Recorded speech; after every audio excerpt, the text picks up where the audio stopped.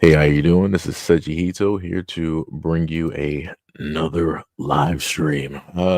This one, I guess we could say it's a little bit different, right? America the Matrix. Uh, Basically stating that we are in a system, we are in a box, so to say, and and different things of that nature, right? But anyways, so I just recently found out this is just a starting point. The lady that you see in front of you, who is the press secretary, right? I just now found out that this woman is 27. That's crazy. That's 1,000% crazy. Uh, I'm just going to be real. That is a very tough. That is a very hard 27. I would have thought that she was late 30s, somewhere in her 40s, more so like the soccer mom, type of appearance or something like that. I would have never imagined this was or this is 27. That's crazy. That's diabolical. 100% in nature. If anybody else just found this out, and you are just as shocked as me, you can clear cut write that in the comment section. Yo, James, what is up? You said, yep, 42. Yeah. Yeah, I would have thought the same thing. As soon as I first like saw her, I saw the whole face and everything. I'm like, okay, so she's late 30s and her 40s. Nah, this is 20. Wow. This is what 20 looks like in college. I guess this is like that's tough. That is tough. Oh, we got Miss Anderson on time. Can't believe this. On time for once. I'm proud of you. You have come a long way because normally you would pull up to the live stream. I got to get on you because normally you would pull up on a live stream somewhere, like 2 hours later. Let me tell you, I can already hear, oh, wow. Wow. So, yeah. But yeah, that's a hard 27. Hard 27. Let me tell you something. But I guess it matches with the husband that she has at this moment in time, which is a older fellow, right? Pretty wealthy, got money and different things of that nature. And I also heard that she got married after she got pregnant. That's crazy. Diabolical. Diabolical. I thought it was, you're going to get married and then you would carry, not carry and then get married. I don't know. Like I said, it'd be like that sometimes. But she figured out her plan and she upgraded to the point of now she's in the White House. So I guess it all worked out, right? Anyways, let's get to the very first video, and I'm going to preface this by saying that basically you got two black gentlemen that were, I guess, going to get some food or making a food delivery, however it basically works. And you're going to see this guy in the dark, I want to say maybe that's black or dark navy type of shirt. He's going to specifically get angry, which again makes no sense, and tried to basically tell them that they need to leave the neighborhood. You need to leave. You need to leave. You need to leave. You need to leave.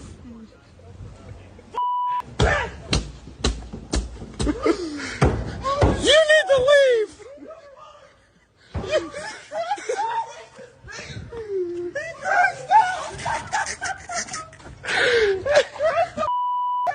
You need to leave.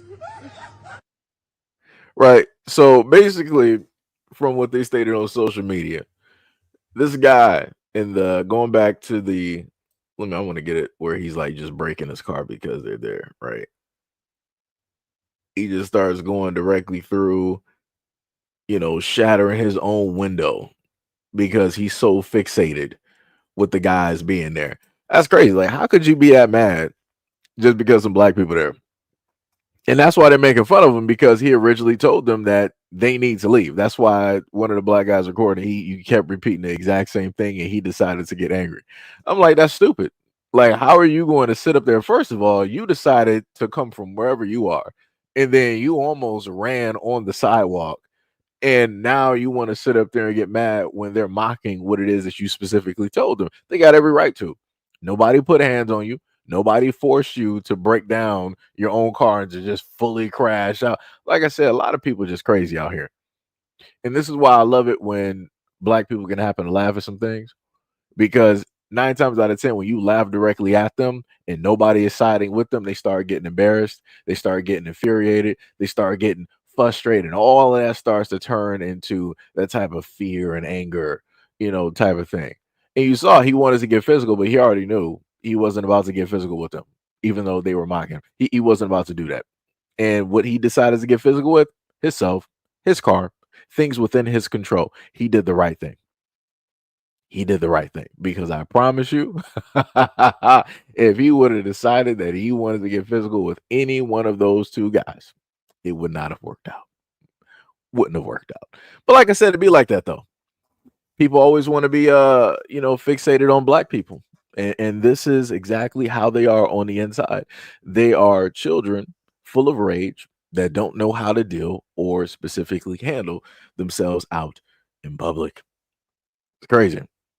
Diabolical. Shout out to the black guys though. Shout out to Iron. Shout out to Pink. We got a knife in the building. What was that? Cryptolite. What is up? What is up? Who else? Who else? Who else? And then I shouted out James. So now we got a pretty wholesome video. I had to, edit the music in the video, copyright purposes. But we're going to see this young black man. I want to specifically say shout out to the two women in this video who highlighted this young black man, and more so specifically, shout out to the main woman that's going to be a part of this video, who actually started a GoFundMe for this young man who took a shift at Burger King, because he works there. He took a late shift at Burger King right after his graduation ceremony. And this also, killing two birds with one stone. This also goes to show and goes against the narrative of what everybody likes to spin out there when it deals with the young black youth out there, and how it is that, quote unquote, they don't care about the education, they don't care about graduating and all this other type of stuff. And this also goes against the narrative that a lot of people like to say, that black people don't like to work. Black people are not focused. Black people always want handouts, right? So let's get directly into the video.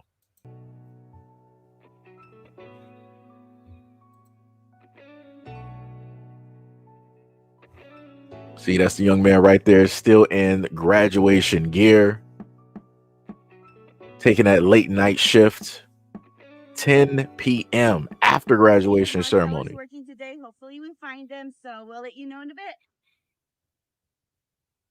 This is dope. This is actually pretty dope. I'm Maria.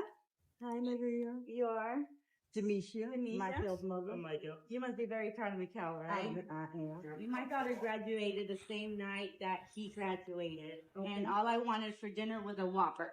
And it was so late. I remember it was almost 11 o'clock at night when everything was over with. Right. We came in a drive-thru and I saw him. I noticed that he had just graduated.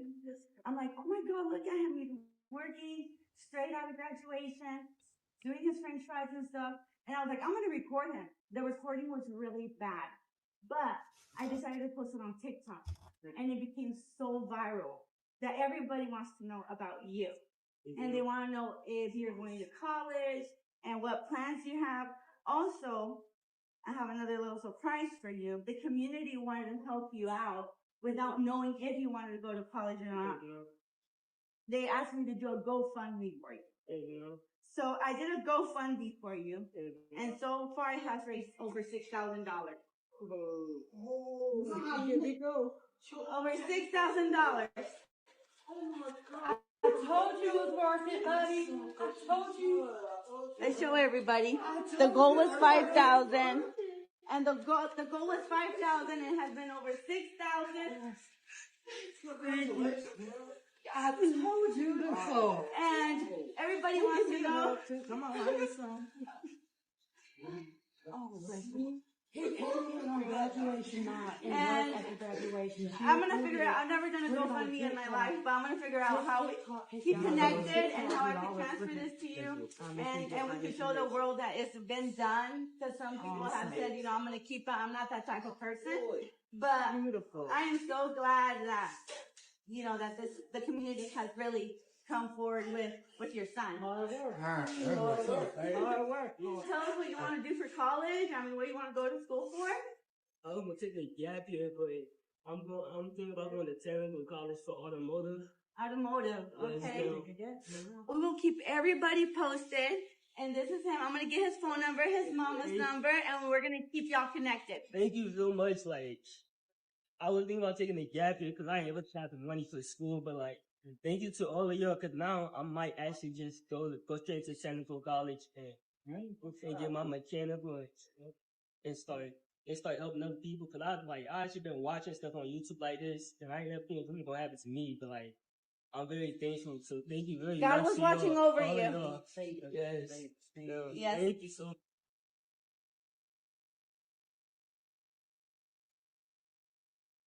He walked right off the graduation stage and clocked in to his shift at Burger King, still wearing his graduation medals, working the drive-thru. This is Mikhail Baker, and he had just finished graduation when he saw that the Burger King restaurant he works at was really backed up. So he went behind the counter and jumped in to lend a hand. That's when Mom Maria Mendoza went through for a Whopper and saw him working the drive-thru, still wearing those graduation medals. She says he was kind and polite, had a huge smile on his face, and she wanted to honor him. So she posted the video online, sharing his story and how impressed with him she was. She wanted to raise money for a scholarship for Mikhail. And man, did the community come through. Maria raised $6,000 for him and went right back to that same Burger King to deliver the good news. She met Mikhail and his mom and says they were both just in tears. And she was in tears, thinking about what an incredible community came together to support this amazing kid. It's actually Maria's birthday today, and she says her biggest birthday blessing is knowing that the community showed up to recognize such an amazing young man. Congratulations on your graduation, Mikhail. I know you have a very bright future ahead of you. So again, like I said before, shout out to the two women. I highlight this. Shout out to, Maria for taking the initiative, for deciding to do that, to highlight that. Like I said, it's crazy work. And I wanted to give y'all an update at this moment in time. The GoFundMe that she started actually is at 184K.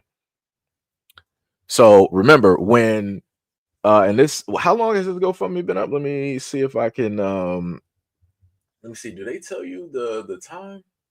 I'm trying to find. Okay, that's one update.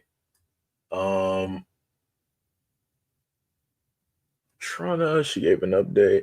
I don't know how to, because I'm on the GoFundMe right now. I can't specifically see how long it's been up, but I don't think it's been up really that long, because if I go back and look at the stories, I think people are talking about the story 2 or 3 days ago or something like that. But basically, probably within or less than a week, this GoFundMe has been up. But irregardless, you got about 5.2K donations, and the original goal was 60K, right? So remember, in the video, she said that it raised 3K, and the young dude, he was ecstatic and crying. Like, he was just appreciative just over, the fact, again, he just graduated, and people were just an outpouring of love and support, and people just, showed up to somebody that they did not know, but because of his work ethic, because of what it is that, he was specifically doing, people were like, yo, I got you. We're going to throw something your way. And again, he is now hold on, let me just refresh it. Just let me see, 184,269. Okay, yeah. So it's still sitting at the 184,269K at this moment and time. Like I said, that's dope.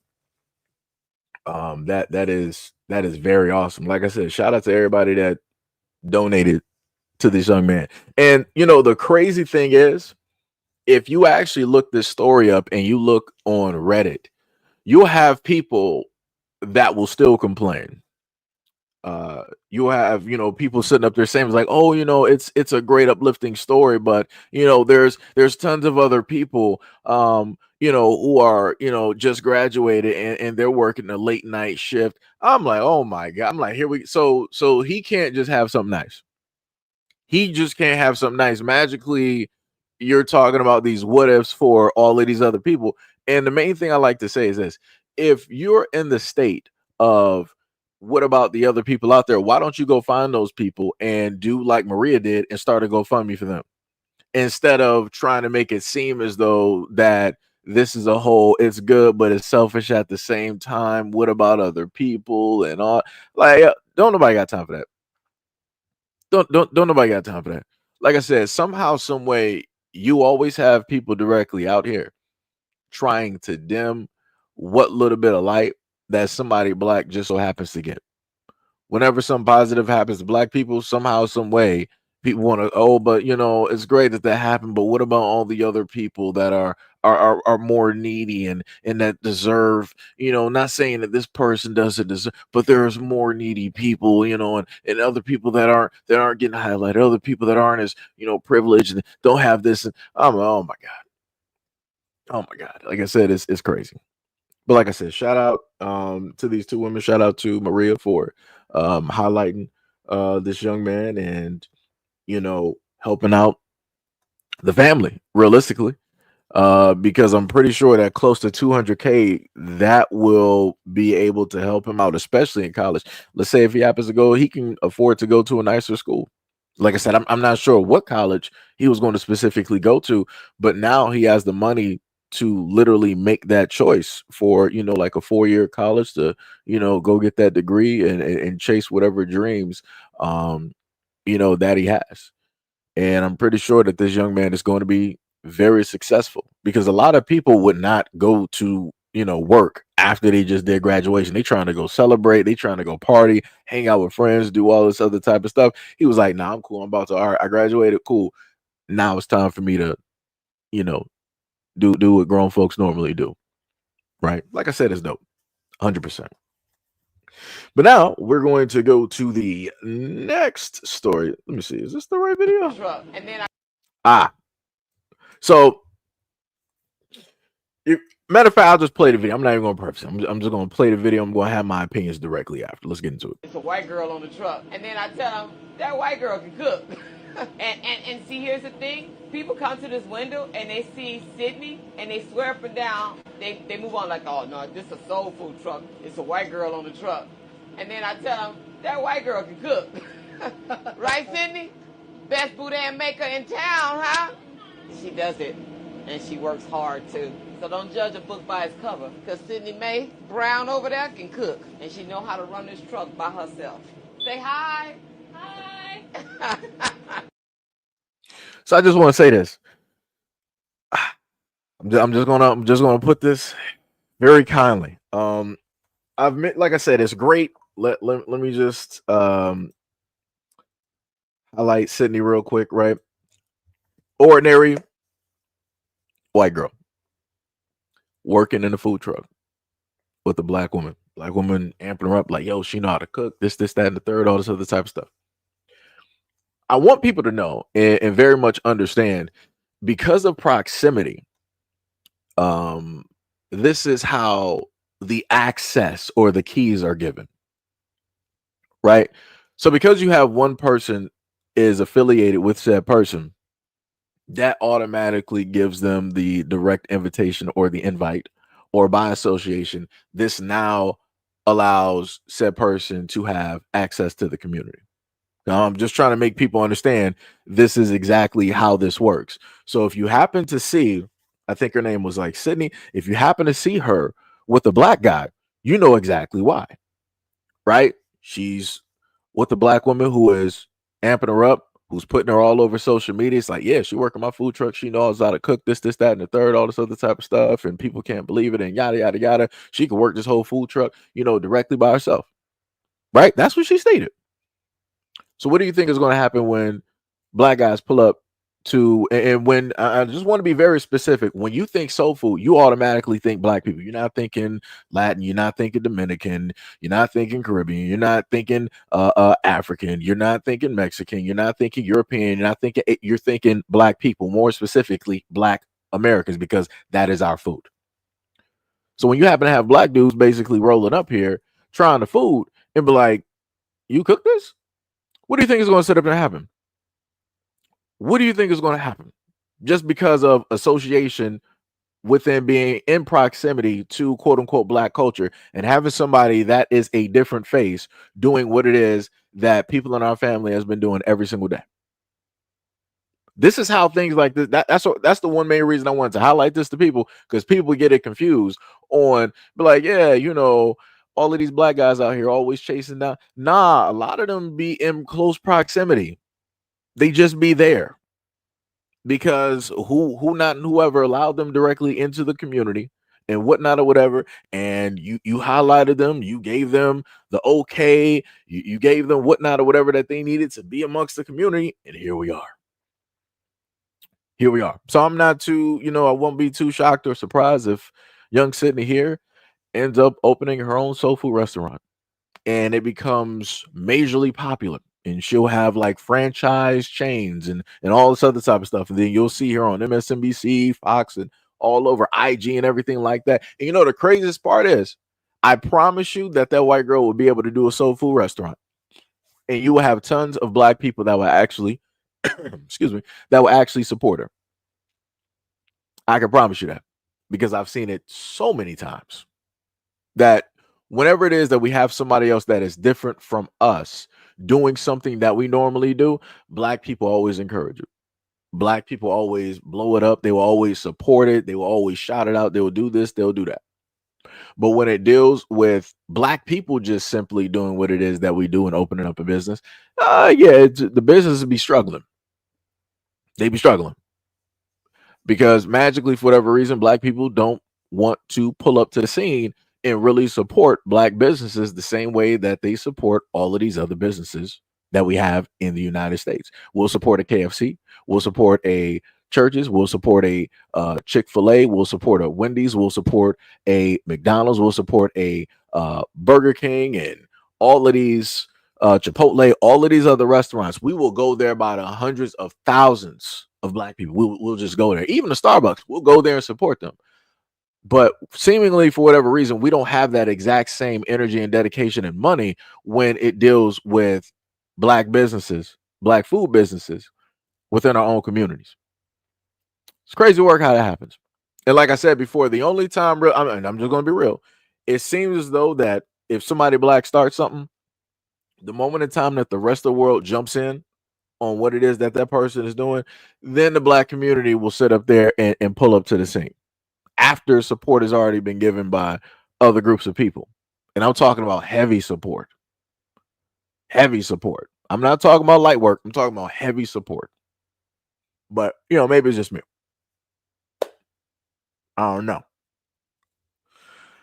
I don't know. Don't know what to tell people. It's crazy work, though, but somebody said, man, if somebody knows how to cook what I like, they could be green, purple, striped, and I'm going to love them a little. I mean, that's great, but you're talking about something drastically different. That's that we're like, I'm being very specific. That's great. If you have somebody that can just cook, that's great. This is dealing with proximity. This is almost pretty much touching on the whole thing of a culture vulture-ish type of deal, where people are, in a sense, befriended by way of the black community, allowed to come to the cookout, allowed to come into the culture, allowed to be around black Americanness. And by proxy of that, they then absorb and take what it is that they need, come up with some type of game plan, and then they're off to the races creating their own businesses. And it's all white everything or all whatever everything. Right? It has black culture directly attached to it, but when you look at the business who started it, nobody black. Anybody that's co-owner of the business, nobody black. The people who are working in the restaurant, more than likely, not even black. That's what I'm talking about. And I'm also talking on a broader aspect of the fact of how a lot of these individuals, such as a Sydney or whatever the young girl's name is, are able to get into close proximity and or contact with the black men directly out here. Like I said, people don't understand the peep game, right? If you are a woman of a different culture and you want an easy way to be able to get close to black men, number one, you learn how to cook the food, right? Number two, you be cool directly with the locals, the culture, or whatnot, or whatever. Number three, you have a black woman basically hype you up. You have any one of those or a combination of all three, it's over. It's over. Like I said, I've seen it before. It's literally happening right now. You can go online. And like I try to tell people, like, yo, you keep being side by side and allowing these people in, yo, it's not going to be too long before everything is yet again taken over, just like it was before. But as I stated before, black people don't learn. Black people seemingly learn through pain. So there's going to be a lot of pain that needs to be given in order for black Americans to actually learn and understand specifically what time it is and how it is that you should, allow people, hundreds of miles of space. You can look from the outside. You just can't come in. Right? Because far too many times, black Americans, again, have allowed a variety of cultures, a variety of people in, and we've always been disrespected. We've always been taken advantage of because we are actually nice. Like I said, I can't speak for the rest of the world, but I can sit up there and tell you the rest of the world is not as accepting of other people as black Americans are. This is why we are the most used. This is why we are the most copied. This is why we are the most taken advantage of. Because we are just too nice. Like I said, people are gonna, have to learn the hard way. Yep. Oh yeah, Gail said just like how black women were the ones hyping up the other people, and now they upset. They call them so. Yeah, it'd be like that. It'd be like that.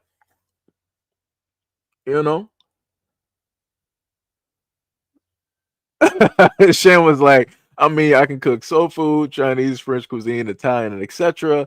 I'm making lasagna tomorrow. I will never let Becky get her hands on my recipe. They steal too much. That's facts. That's bars. That is bars. Wait, Jay, what are you talking about? You said the numbers don't show. I'm a little bit confused. What you mean? What you mean the numbers don't show? Are you talking about what I'm talking about, or I don't know?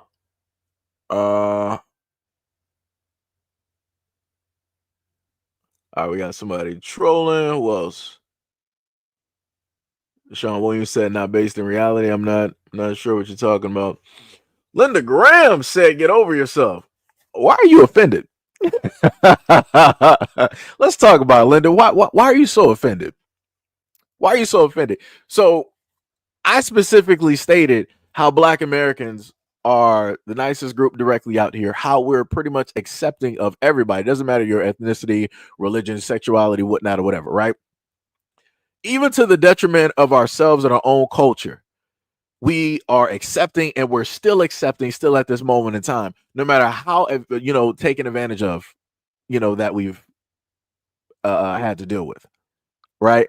No matter how it is that people want to take directly from our culture, from either our food, the way that we dress, and all this other type of stuff. Like I said before, I can pull up pictures and show you these high-end fashion designers taken directly from black culture, the way that black people normally dress. The main things that your people would sit up there, who's it? Let me make sure, Linda Graham. The main thing that your people would sit up there say, like, oh, you guys are thugs, criminals, drug dealers, gangbangers, prostitutes, right? The same way that the hoods, right, would normally dress. It's magical how I can sit up there and see that on a Paris, runway fashion scene. I'm like, that's a little bit weird. Why would white folks even want to dress like black folks, quote unquote, in the hoods, or as you guys say, in the ghettos? That's a little bit weird to me. But like I said before, within proximity, this is what you guys like to do. You guys like to sit up there and criticize, but then you want to, also mock at the same time. But then you're like, oh, I think I can, take a couple of boys and, we can make some money out of this. What they got? Sagging pants. They got some jeans, some jackets. Okay, we can turn this into some high-end fashion. We'll be in Paris in about 3 months. Just give us a little bit of time. We'll have a show. I've literally watched these fashion shows. I've watched these runways throughout the weeks, and I see a lot of black culture directly on the European runway fashion. Explain that to me. I would expect to see more European and white culture directly out there. I would expect to actually see those elements, but that's not what I happen to get or see, which is crazy, diabolical. But you want to tell us to try to get over ourselves. That's some crazy. Like without us, y'all would be bored. Just to be real, without Black Americans being in the United States, y'all would actually be bored. Case in point of this boredom, Graham, go back and look at your European history. When you didn't have anybody else out there that was looking different from you, what were y'all naturally sitting up there doing for hundreds of years? Y'all were sitting up there taking yourselves out. Y'all were warring. Y'all were having civil wars, all types of discourse, all types of lives basically gone. Y'all couldn't even deal with your own selves. The only time that y'all took a break was when y'all realized, oh, there's some other people out here that we can actually take advantage of and we can war with. Let's call a truce for right now, and let's go over to Africa. Let's go to India. Let's go to Australia. Let's go to South America. Let's go to Canada. Y'all went everywhere else. Let's go to China. Right? Let's go to y'all was going everywhere else because you wanted to stop that fixation that you have with going against one another, took a truce and went everybody else. So instead of having that energy with yourselves as you normally did for hundreds and hundreds and hundreds of years, y'all decided to place all that energy elsewhere. Yeah. But you want us to get over ourselves. Crazy work. Diabolical. Philip Leonard said, what is real Black fashion? Please come here to Africa. We are the... What are you even talking about? What are you even talking about? That's some crazy work. I don't even know what you're talking about. I know you're not African sitting up here trying to claim anything of Black American fashion. Please don't do that. Please don't do that, because I done looked at a lot of videos and y'all got some of y'all people directly out here dressing in the early 2000s. Like y'all still with the lean with it, rock with it. Y'all still with the G Unit era. Y'all still with the Yule Soldier Boy era. Y'all still with the DJ Unk. Now walk it out. Like what are we doing? My drinking, my two-step. Like, please. Please. Like I said before, the main thing I tell you about this, right? The one thing I love about Africa, right, is when I get a chance to see the native people there wear their traditional wear, right? It looks beautiful. It's colorful. It's vibrant. Tells a lot of stories. Has a lot of heritage and life directly wrapped directly in it. The thing that I find very odd when I see Africans is when they're dressed and talking as Black Americans and they ain't never been to America. I'm like, that's weird. I've never been to Africa, and you're not going to catch me trying to, switch my dialect and whatnot or whatever to be African. That doesn't make any sense. Nor are you going to automatically see me try to just copy every single thing and aesthetic of Africans in the way that they dress. And I'm not going to do that because that's not me.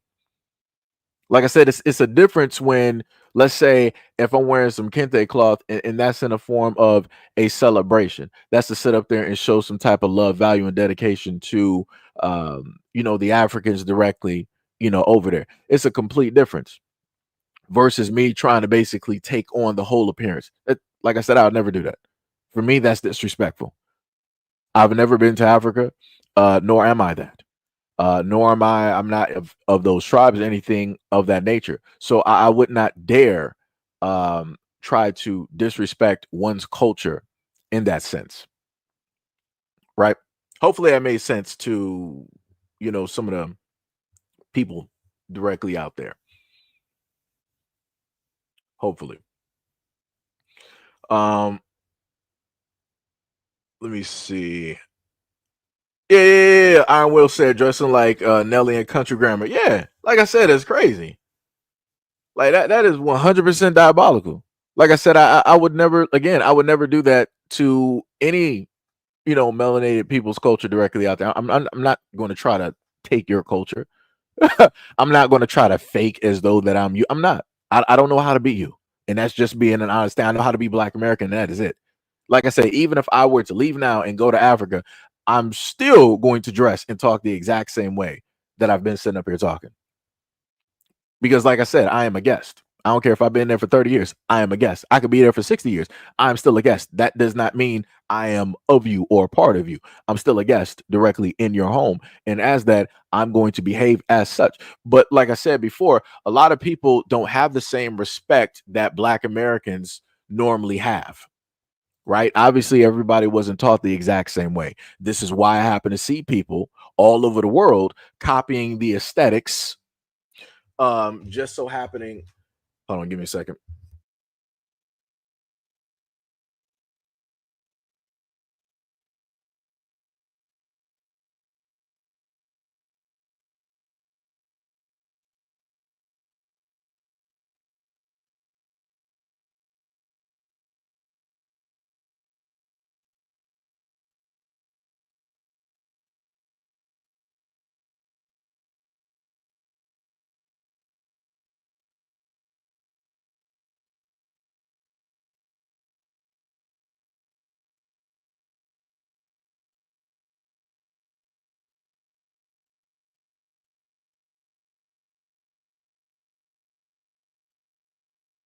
My bad, I had to sit up there and take that. But yeah, like I said, it doesn't make any type of sense. I would never do anything like that. Again, the type of love and respect that and value that Black Americans have, how it is that we were taught and how it is that we tried to give this to other people, those same energies are not given back in return, and that is a fact. I've looked all around the world, and factually speaking, people do not give, and I'm talking about in general, people do not give the same love and respect and value that Black Americans give to other people. That's just facts. It's not a symbiotic relationship. It's a parasitic relationship where the others are basically latching on to Black Americans, siphoning off of, whatever energies of life force that we have so that they can survive and thrive, right? While we get nothing in return. Like I said, shout out to some of the disagrees that we got directly in the comment section. Diabolical work, but it be like that. And to Graham and many others, out there like you, if y'all mad about that, I don't know what it is. I don't know what else to tell you, because at this moment in time, I'm looking at a lot of your white kids out here trying to be rappers. Bad Barbie, that's one of y'all's. Ginger Lee, that's one of y'all's. That's not ours. MGK. Well, he's now doing pop rock or something alternative. I don't know what he's doing right now, but he got a summer anthem. Y'all can go check that out. That's crazy work, but it be like that. That man went from rap, he went to rock, he went to pop. Crazy work. Taylor Swift didn't even make that many transformations. Diabolical. He made one less step than Miley Cyrus. One less step. And I think let me see. She did country, she did pop, she did rap, and I think she might have did one other thing. But like I said, there's a lot of y'all kids from y'all communities trying to be rappers. Craziest thing I've ever seen in my life. I would think that they want to be country stars, right? Because that is white culture for all intents and purposes. Again, I know how a lot of the things in music and whatnot came directly from Black culture. Please. So I already understand it. I'm just saying, for the basis of what we see today, when you look at the faces of country music awards, when you look at the sea of crowd, you see a sea of white folks. So that's what I'm basically saying, right? So country music for face point value is white. You would think that white kids would go into that. You would think that they would happen to go into rock. Again, rock, we know, well, for some of us, we know where rock specifically came directly from and how that was created and who spearheaded, that whole thing before everybody else jumped on board, right? But I'm saying for face value wise, you would think that they would jump towards that. But again, they want to be rappers. Crazy work. Diabolical. Something that is not even of their culture. Something that they themselves did not even create. Something that is not biologically even a part of them. They don't really got no stories to tell. Just to be real, a lot of white kids out here, they don't got no stories to tell. Why would you want to sit up there and rap like, some young Black guys in the hood? Like what? Like that don't even, why would you even want to be in proximity to the lifestyle that they are forced to live because of, the economy, because of the government, because of, everything that takes place in the United States? Like I said, it's weird directly to me. Being white, and you want to be in such close proximity, you want to be able to tell the same exact stories as black people. That's crazy work. I would think that you want to rap about what? Living in the suburbs, having two parents, having your girl Ashley from middle school to high school to college, getting married, having a 401k, doing Forex, doing good on your taxes, driving a Mercedes, like going to Aspen or Italy. Like, those should be the things, that you're rapping about. But that's not going to hit as hard. It's not going to be tough. Nobody's going to buy it or listen to it, even other white folks. So they got to adapt. They got to learn. They got to listen. And they got to do the exact same thing. The blueprint, black people, the blueprint, black Americans, they got to sit up there and take that and copy it and run with it, along with the accent, which is crazy. And this is what I sit up there and mean when I'm detailing the fact that a lot of people take from black culture. Whenever I happen to hear white boys rap and I look at them, the whole mannerisms, that's black. It's all black men. It's all young black guys. I'm looking at the body position, looking at how he's sitting up there straightening and the arm, shoulder movements, and how he's rocking back and forth, his hands, pronunciations of words. I'm like, this is crazy. But you got somebody like Linda Graham that want to tell black people like, oh, get over yourselves. It's crazy work. It's crazy work. But like I said, it's the crazy part is the only one that's stupid, Andy, is basically you. That's the diabolical part. That's the one thing that I love so much. You saying that people are, you have fun listening to stupid people, but you're the dumbass literally in this chat, right? If I was so dumb and not intelligent, you wouldn't be here. Right? Or better yet, wouldn't that mean that your IQ would be dumbing down since you're actually here listening to a stupid person? That's not something that a high IQ individual would actually do, right? But like I said, you guys are the ones that came from Neanderthals. It'd be like that. Diabolical work. In comes a new challenger. We got, straight, cavemen in here popping up to the scene that decided, they want to sit up here and talk. It's crazy. Like I said before, when I happen to think about the sun, Andy, this is not what I happen to think about, right? When I go out in the sun, this does not, happen to me. I never look like this. I wonder why that is. Right? Because you wanted to say that I'm in a sense a stupid person. A person that is melanin deficient should not ever happen to talk to me like that when you go out in the sun and look like this. That's all I'm saying. I'm talking about I've been out there in about 80 degrees, sitting up there, and I'm talking about in Detroit, 80 in Detroit, cutting grass, trimming the yard, and all of this. I've never come out like that at all. I've cooked chicken that has never come out looking like that. I don't even know what that is, as a matter of fact. So again, shout out to those in the comment section that want to pull up to the scene, and you decide that you want to call me stupid. You want to happen to call me ignorant. Just remember, this is how and what the sun does to you. It's never done that to me. So again, there's a tier list. There are direct levels when it deals with this and how the universe, in a sense, works. The sun loves some of us, not all of us. I'm a part of the demographic of which the sun actually loves. Like I said, me and the sun got a mutual relationship. It's a beautiful thing. 100%. Beautiful, 100%.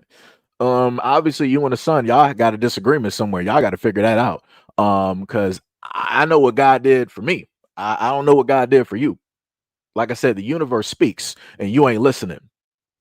So for anybody else in the background that want to come up to the scene and be like Andy or anybody else stupid, just remember that this is how the sun sees you and this is what it does. Let's leave that comparison there. When you want to talk about somebody who is stupid versus somebody who's not. I listen to God. You don't. You want to challenge it. It's some crazy work. Diabolical in nature. Now that we got that directly out the way, let's go to the next video here. black fatigue or Caribbean fatigue? Let's talk about it.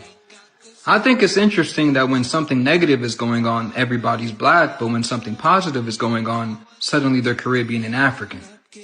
I guarantee you if you go to your favorite stripper's page, you'll see a foreign flag in their bio, at least 95% of the time.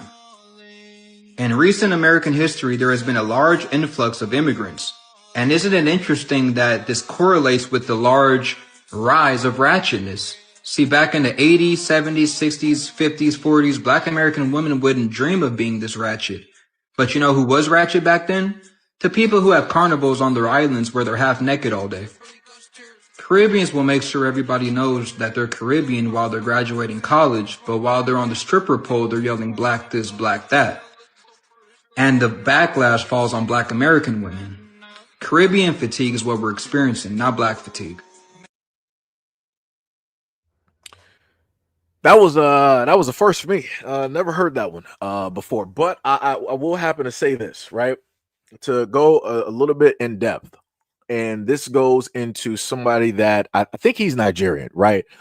Anybody remembers Dancing Groove or Dancing Gorilla, whichever his name was, right? Y'all know who I was talking about because you've more than likely seen him on social media. He's this big, for all intents and purposes, big muscular black guy. And he's mostly known for just dancing to songs. This dude looks like he should have been playing football or something like that, but he opted to gain all that muscle to dance. And then he also does his favorite shark bite, right? Where he takes these ginormous bites directly out of food and says how good, the food basically is, right? And he had a lot of names directly out there, one of which had gorilla in it, and the black community got on him and let him know, like, yo, don't do that. You're in America. Don't do that. That's disrespectful. That's going directly into this whole thing, dealing with the system here and what it is that they would normally call us. You need to specifically change, that name. And he did, right? After some time, he changed that name to Dancing Groove or Groove Dance, whatever it was, right? But that guy decided that all the time that he was dancing, gyrating, dancing on or around white people and white women and doing all of this stuff, he wasn't sitting up there telling you that he was African. Everybody was looking at him as like, oh, he's an American. He's a black American, right? Because that's originally what I thought up until I looked at his actual profile and I saw the flag. Then I was like, I see the game. I see the game. And he has a point. And I've talked about this a multitude of times on hey Zeus, thank you. You said Groovy Gorilla. Yeah. You said he may be Nigerian or Ghanaian. Yeah, he's one of them. I just like to say African because it covers the whole spectrum. it just covers the whole spectrum just in case, right? We just know that he's not black American. But for all intents and purposes, that's how he was pushing. You didn't hear him speaking his lingo. You didn't hear him speaking his tribe, his name. You didn't really see him online dressing in his natural garb every single time he was doing this to let everybody know that, yo, he's African doing this and acting this way. He's not black American. He's right. This dude is 1,000% right. Whenever it is that people are doing things that would be considered a negative or detrimental, it's all black everything. But as I've told and showed you guys before, I even got videos where you got some kids. I can't even say black. You got some young men graduating directly from college, and you got people like, Haitian, all this other type of. I'm like, dog, you graduate. What did you being Haitian got to do with this? Jamaican, Nigerian, and I'm like, oh. And I told y'all this before, just like when I saw one of the dudes from the Chief, I think he was Haitian or Nigerian, something or anything that's not black American. Whenever it is that people will make it, whenever it is that is something positive, they make sure to separate it away from black Americans. They'll give all of the degenerate behavior, all of the gang behavior, all of the negative behavior. They'll throw all of that on all black everything. But when it's positive, we got to separate this. We got to let you know, hey, this is what Haitians do. Oh, this is what Nigerians do. This is how Jamaicans get down. This is how everybody else gets down other than black Americans. And this is why I keep trying to tell, yo, Like I said, if people don't believe me, go online. If people do not believe what I'm saying, go directly online and look this stuff directly up. Like I said, it's crazy work out there. 100%. Want to give a much love and appreciation to the bro Hamalat Ty Dollar for the $10 dono to the channel. And he said, because I can. This man right here. Much love, respect, and appreciation, brother. Much love, much love, much love. What is going on? Let me see. We also got Ty back in it again with the $4 dono. We want to round that 99 up to $5 dono to the channel. Again, much love, respect, and appreciation. Thank you, thank you. Much love, much love. This man was like, okay, I'm done. Sham said Nigerians are always so prejudiced against black or even other oppressed Africans. They let those Chinese colonize Nigeria, and they're about to learn the hard way. That's facts. That is 100% facts. 100% facts. Shout out to Hack, who said howdy y'all for the $2 dono to the channel. Much love, respect, and appreciation. Hack, much love, much love, much love. Also, as D Money would normally say, shout out to all the regulars. Shout out to all the regulars directly, in the live stream, in the chat, and everything in that nature.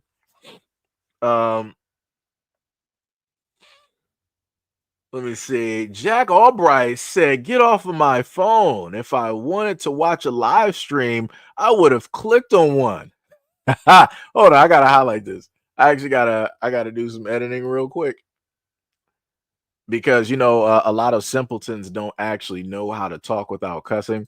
Diabolical work. I love it though. All you have to do, let me just, because I love when people want to come directly onto my chat and they want to act like savages. No problem. Like I said, I got time. I can sit there and highlight. It's cool. It is 100% cool. Like I said, so just in case people can't see from either one side of the comment section or the other, this is what Jack decided to say. He was like, get off of my phone. If I wanted to watch a live stream, I would have clicked on one. Go expletive yourself. That's some diabolical work. Jack, I don't know where all of this animosity and this hatred, comes from. I didn't even know you existed before you let me know that you existed. And, I decided to give you some of my light in order to highlight your dumbassery. And here we are. Here we are. Like I said, shout out to the randoms that want to, let me know that they happen to see the live stream and they don't like either my voice, the content, or what it is that I'm doing. It ain't my fault. That sounds like a skill issue. Realistically, you can easily tell this is a live stream because it's not pre-recorded. I'm pretty sure it actually tells you that there's a timer more than likely above on the screen, because I can see that on the back of YouTube Studio, so I know what it is that I'm talking. Like I said, it's crazy work.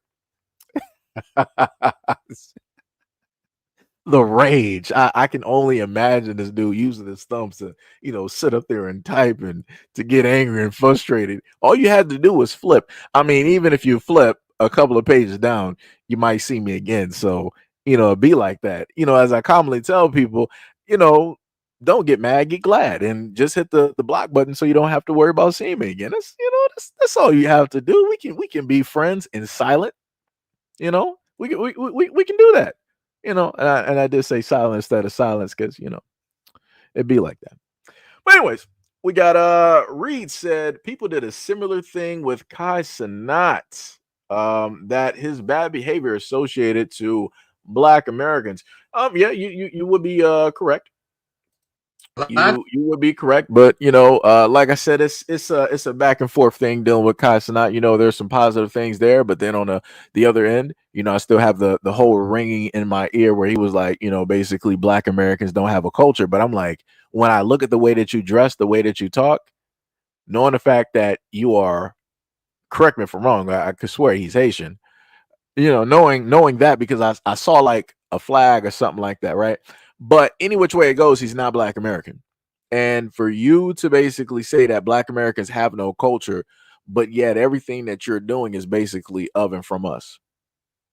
That's crazy. That's diabolical.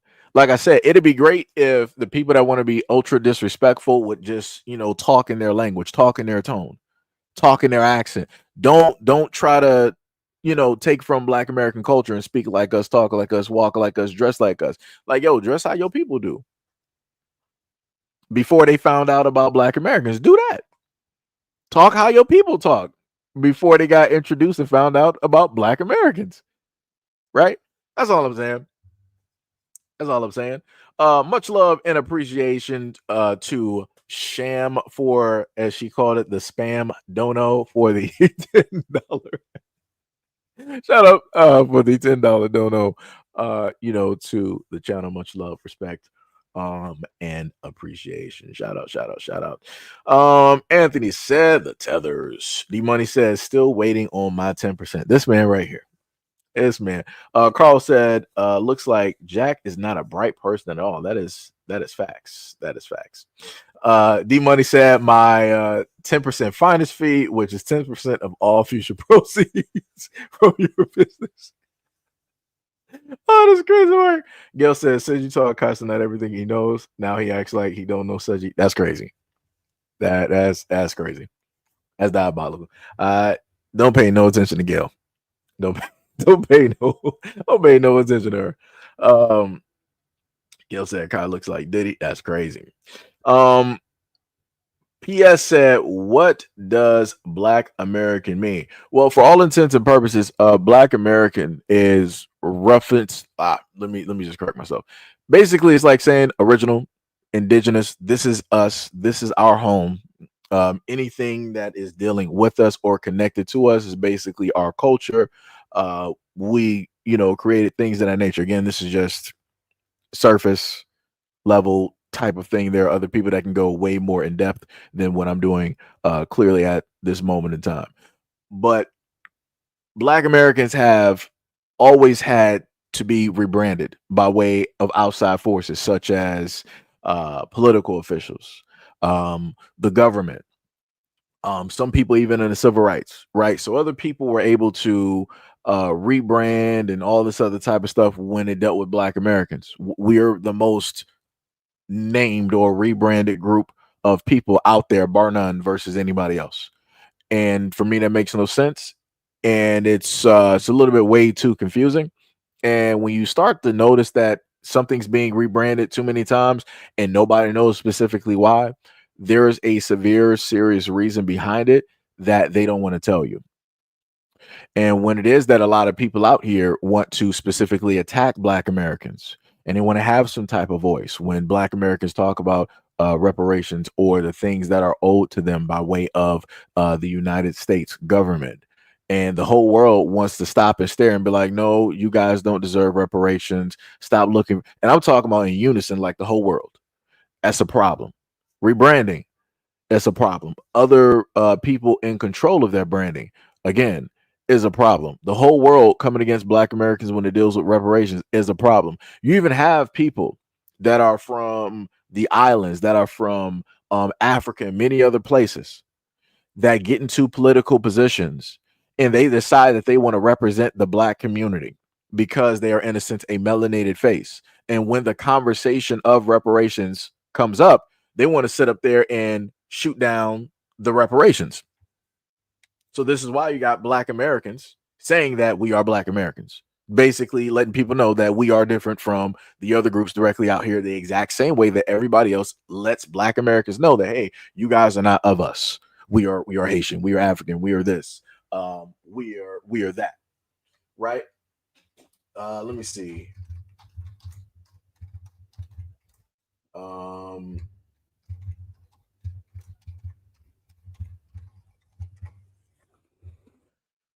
I'm trying to find out where I forgot his name.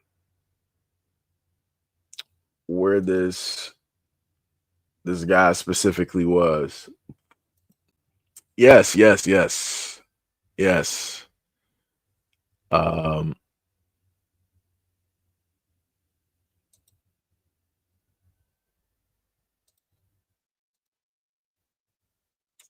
I'm gonna have to do it a different way. Let me see.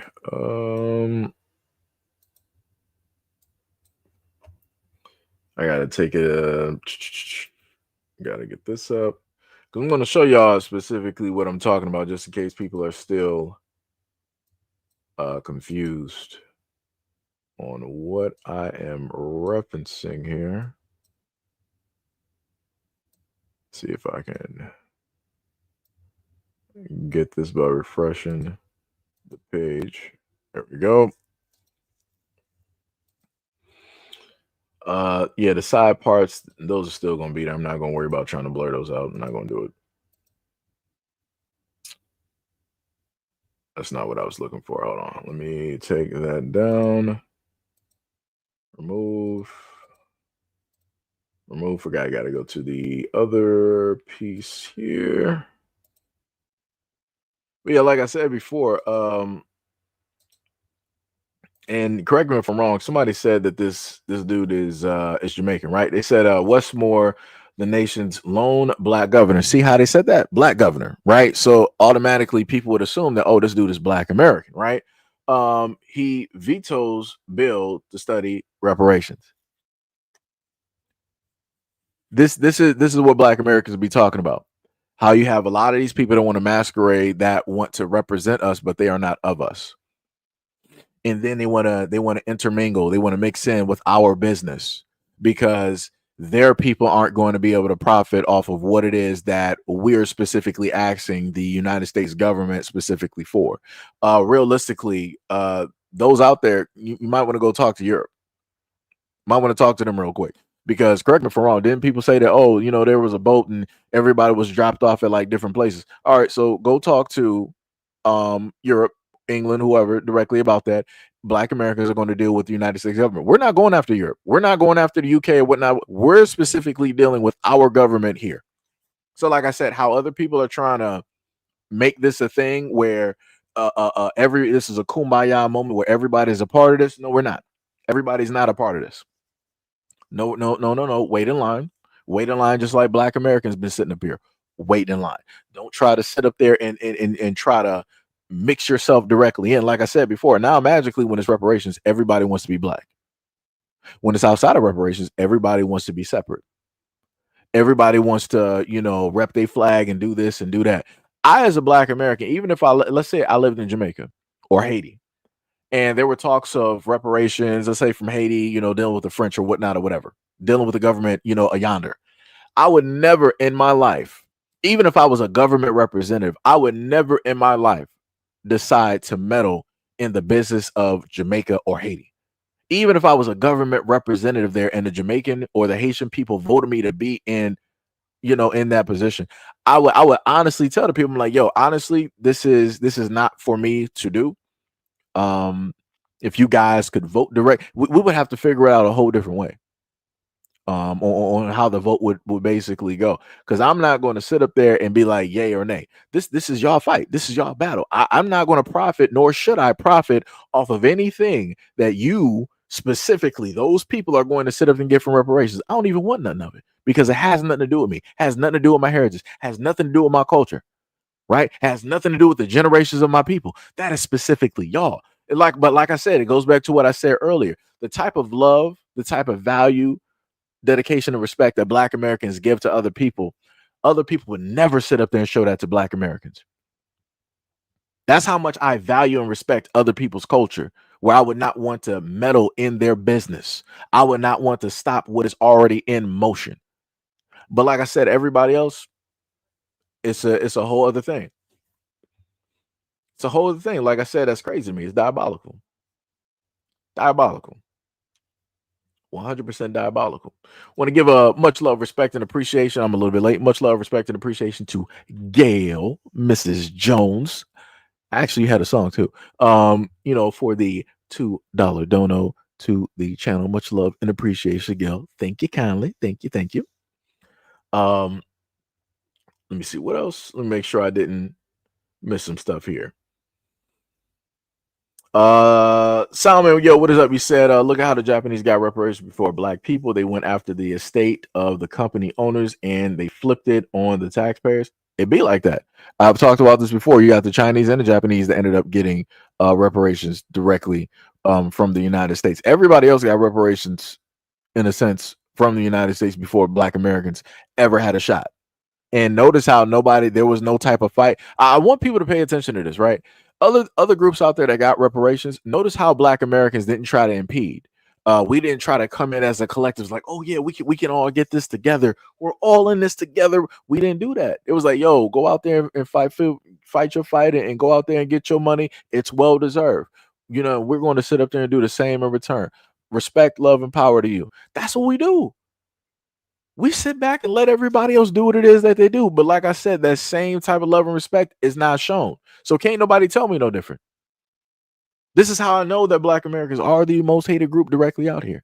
By the way of how people move, what it is that they see, what it is that they do, how it is that they talk, how it is that they collaborate and get directly into government offices, quote unquote, representing the Black community, but yet they got a whole different agenda. This is why whenever the talks of reparations happen, these talking heads, that are usually, quote unquote, as they want to say, Black people, these are people from elsewhere. These are people that don't even have a lineage or connection to Black Americans. But yet they're the representatives. They're the talking heads. They're the ones that everybody's going to get the point of view, to get the understanding.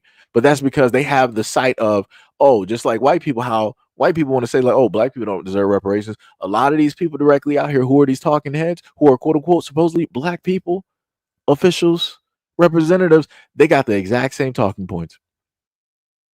And then with add insult to injury, they'll go on the same conversation, because I've seen it before. Seen an African do this. They'll go on the same conversation and be like, well, I don't see the point of reparations because, as an African myself, and my family came here pretty much with nothing. The same talking point everybody says, came here with nothing. And we pulled ourselves up by our bootstraps. We weren't looking for handouts. We weren't looking for this. We weren't looking for that. And we built it up for ourselves. So from my point of view, this is why, quote unquote, Black Americans, don't need reparations or don't deserve it, because many other people never got anything and they were able to get successful and get an education. Like, I'm like, dog, mind your business. Mind your business. Like, why is it so difficult for people to just mind your business? Like, there's a lot of African business going on at this moment in time, which a lot of Africans don't seemingly want to sit up there and talk about or support. Mr. Ibram. Right, shout out to that man raising up there in Burkina for sure. Shout out to that man for everything that he's sitting up there doing. Shout out to the other men directly out there holding that strong line and trying to show the rest of Africa, like, yo, stand up, straighten your backs, do this and that, stand up against Europe. Shout out to them for being that front, for creating what it is that they're creating at this moment in time. Shout out to them. And like I said, you see how the demonization is starting to take place and happen. The same thing that we've always told people. So everything that's going on in Burkina Faso and how everything is rolling directly over there, you got a talking face who is supposed to be a United States military general and all this other type of stuff, aka a quote unquote Black man, sitting up there, but like, yo, those are enemies. They're doing this and they're doing that. We need to go over there and put a stop to. Man, shut up. Like I said, you can't trust people out here. You cannot trust people out here. Crazy, crazy work. Diabolical. Sham said, while we need to study reparations, pay Black Americans what they are owed. You capitalize off of slavery as a government, which is theft. Pay that money back. That is bars. That is bars. Crazy. Man, y'all still sitting up here talking about this whole thing, dealing with what, brother? Y'all been getting government assistance since the whole thing dealing with the United States government. The government was built for you. The government was literally built directly for you. You've been getting all types of welfare, all types of benefits and whatnot or whatever. No matter what it was called, y'all were getting handouts. Y'all were getting help directly from the government. Like, it's crazy how y'all want to make it seem like, oh, your reparations 60 years, y'all was doing that and that. Let me make you understand something, because I know you're white. Matter of fact, hold on, because we gotta sit up there and have this conversation. I want you to know and understand this, right? If the government actually put everything on an even playing field, which they will never do, the government has never been about an even playing field. Like I said, we can look at Vietnam, see how that went, right? let's just look and see how that went, right? Y'all don't like to talk about losses. Y'all don't like to talk about the Vietnam War, right? When warfare is on an even playing field and people are just able to do what it is that they normally do, you see what happens. So in order to level out the playing field for you guys, you had to put in a lot of rules and regulations because you realized that the same individuals that you considered free labor and slaves were actually very dedicated and hardworking people. Talking about the Black Americans, right? The ones who are from a lineage of chattel slavery. You realize that they are very dedicated people, very hardworking people. And once they are able to be let free and put their minds directly to something that you told them that they can't do, they're going to excel directly at it to let you know how good they are, to know how capable they are. This was the whole reason that you guys didn't want slaves to know how to read, right? Crazy work. Y'all didn't want them to learn how to read. Y'all didn't want them to learn how to write or do anything because you felt that they should just do the will of God, aka the will of you. Always obey the master. Follow that whole thing, right? Crazy work. Diabolical in nature. And the funniest thing is that even with all of this, some of you guys are still getting money directly off of slavery one way or another. I'm talking about long money. I'm talking about money from the olden days, from back in those days, that is still current at this moment in time, which allowed America to facilitate a lot of things at this moment. Because if you technically look at it, America is technically broke, just to be real, just to be honest. And you're not going to sit up there and try to make the claim as you're doing right now, to try to say that the Black Americans had anything to do with that. We can't even venture on to that part and decide to say anything like that. But like I said before, no matter how conversations go, you guys always want to bring up welfare and surround Black people with it. That's some crazy work.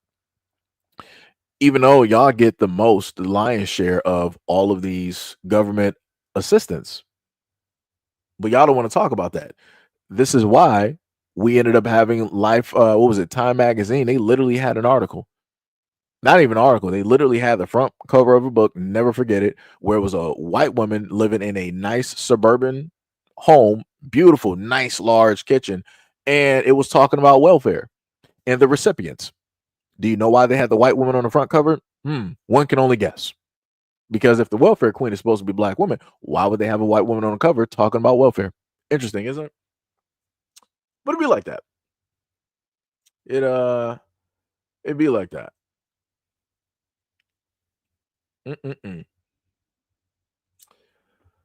Let's see here. We have, D Money was like, "Where's your platform?" Yeah, that's some crazy work. Like I said, the funniest thing is when I'm actually directing energy towards other people, you'll have other people that aren't getting specific energy. They feel left out, and now they want to start, saying, little jabs and whatnot in the comment section, in order, to get that type of time. That's some crazy work. Like I said before, if you don't like my platform or got a problem, why be here? But like I said, you need attention. You sitting up here scrolling through videos. Those content creators just put up clips. Ain't nobody actually live really. And if somebody is live, they're not going to actually give you attention. So this is why y'all happen to come here, because you know that chances are, I might oblige, I might give you a little bit of attention, depending on what it is. But like I said before, if you actually don't like the platform, then you could very easily create your own. That's crazy. It's diabolical work. Simon said gold is going to hit 10K an ounce pretty soon. I haven't checked the price of gold in a minute.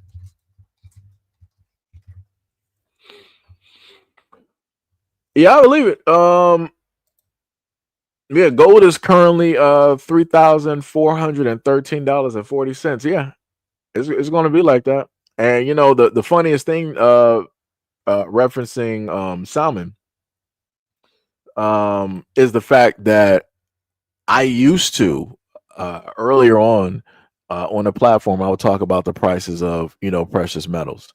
Talk about coins, talk about stocks, and I would do some stuff, here and there. And I haven't checked this stuff in a minute. Like I remember when gold was way cheaper. And that was during the time of, I want to say it should have been during the time of during the time of the pandemic. A lot of things were very, very cheap. And the reason why stuff was cheap is because nobody was buying, because you had this whole fear driven society.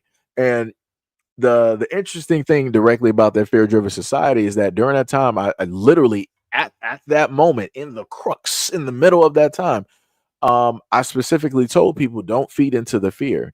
You have to be aware of what's going on. Because the main thing I try to tell a lot of people is that, the moment in time that the world or governments are trying to put you into a mindset of fear and keep you there, keep you like boxed in and caved in, they're out and about moving. So a lot of these businesses, they didn't stop. A lot of these hedge funds, they didn't stop. A lot of these rich people, they didn't stop. Everybody was investing and they were snatching up any and everything because they got all of the ordinary and basic people directly away from it, so that they can come in like the scavengers that they are and pick directly what they can see off of the ground level and maybe dig a little bit deeper, right? So now we're looking at a point in time where things are a little bit slightly out of reach for a lot of ordinary people. Like 3,000, let me go back to the price of gold, right?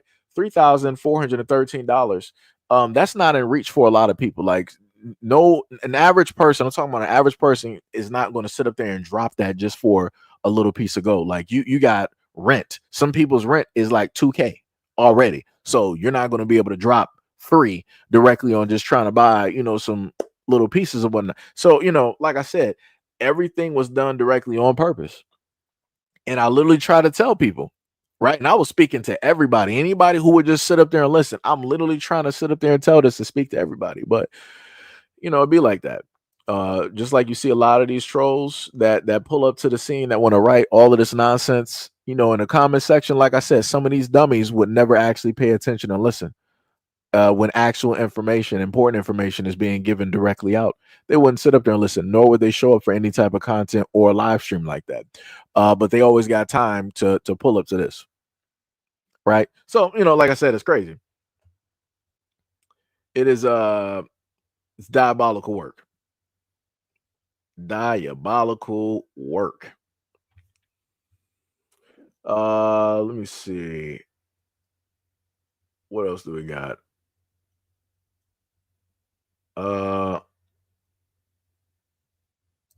Like I said, y'all dummies. Y'all are some straight dumb. Like, this is the funniest thing. When black people, I want people to just pay attention. When black people actually focus in on themselves and you're just talking, this is when everybody wants to have an opinion. There's a field of white content creators who I've watched, and I've literally seen them cry about the government. White people, this is the funny thing. White people always want to talk about black people crying about something. White people cry the most when it deals with the government. It don't matter what election it is. It don't matter what government official. It don't matter the laws, the rules, and regulate. White people are always crying about something. Like this economy. White people are out here crying. I done seen hundreds of thousands. We potentially even got millions of videos out there all over social media, primarily of white people crying about the economy, not being able to afford this, not being able to afford that. Y'all literally making train videos, trying to get other people to show you around the world how much eggs and everything else like that is. This is y'all doing that. Black people, we're just doing what it is that we've normally sat up there and done, which is just surviving from day to day, because this is just every day. This is just a Tuesday for us. The economy crashed. This is a Tuesday. Stuff can't be afforded. That's just a Friday. Things look like it's going a little bit back up. That's a Wednesday. Like I said, this is normal. Y'all out here sitting up there losing your minds, but yeah, didn't y'all go through like the Dust Bowl, the Great Depression, all the recessions? Y'all literally went through all of these things, and y'all are still losing your minds, even though historically these things have just happened. And you guys realistically are in control of the government. Crazy work though. But like I said, it's you want to have the narrative that, the blacks are just complaining everywhere, all across social media. What social media are you watching? It seems to me that you're specifically picking this type of social media. It seems to me it's a skill issue where you decided to fixate your algorithm on what it is that you focus in and fixate on the most, which is black people. Because, like I said before, I don't know that any of y'all exist up until you actually come forth. And I didn't sit up there and call you 3 times like Candyman. I ain't do that. But yet you're here. Uninvited guest. As always, like to every other continent, this is how you show up. Ain't nobody worried or really focused on you, but yet here you are. Like I said, I'm talking about the government. You would think that the government would show up in my comment section. That ain't what happening. I'm specifically talking about the reparations in the government. They come up out of nowhere. This and that and all. It's crazy work. It's crazy work. Diabolical. Let me see. D, what is up? What is up? What is up? What is going on? What is going on? Much love, respect, and appreciation. Let me see. Bro, that picture is crazy work. Yes, it is. Yes, it is. And anytime I happen to see a comment, oh, you came back? No problem. You said stop black on everyone crime. I mean, I don't feel like pulling up the stats anymore. I've done this enough times, with the foolishness. Let's just say it like this. Let's stop white historical crime. Let's stop that. Let's stop the white historical crime, and let's stop the European, the Caucasian European crime. Let's do that. Let's do that. Let's stop both of those groups who are family. Let's stop them from going all over the world, making brand new laws and regulations, trying to exterminate the indigenous people there and lay claim to the land, and then try to say that they are the indigenous people. Let's stop them from causing wars and chaos. Because if I'm going to be honest, if I'm going to be realistic with all of you guys here, let's just get one thing very clear. If a nuclear war ever happens, it's not going to be because Black Americans are not going to be the one to put everybody, this whole planet, into a nuclear winter. That's going to pretty much destroy everybody with radiation. It's not going to be us. It's not going to be us. So, like I said, y'all want to pull up here to the scene and y'all want to be gloating this and gloating that. But every single time y'all talk, I'm looking online and there is always hints and talks talking about the doomsday clock is close to 12 and how we're close to World War III. I didn't see anything mentioning Black Americans causing this to happen. Like I said before, whenever it is that you guys are bored, y'all cause war. Y'all don't know nothing else to do. Y'all got all the money in the world, and all y'all want to do is buy some big toys, dangerous toys, and y'all want to sit up there. Oh, my stick is bigger than yours, and my God is greater than yours. Oh, what? I'm going to sit up there and bomb your lands. That's all y'all want to do. Y'all can't even just have normal discourse. Y'all can't even just have normal conversations. Y'all can't even just human to be human. That's crazy work. But y'all want to come up here and y'all want to try to dictate to Black people, oh, stop this crime and stop this and stop that. I've never committed a crime against an African. Never committed a crime against an Australian. Never committed a crime against an American white. Never committed a crime against a European or an Asian or whatnot or whatever. So like I said before, it's crazy when y'all want to come up here and y'all want to, super generalize when you talk about crimes being committed.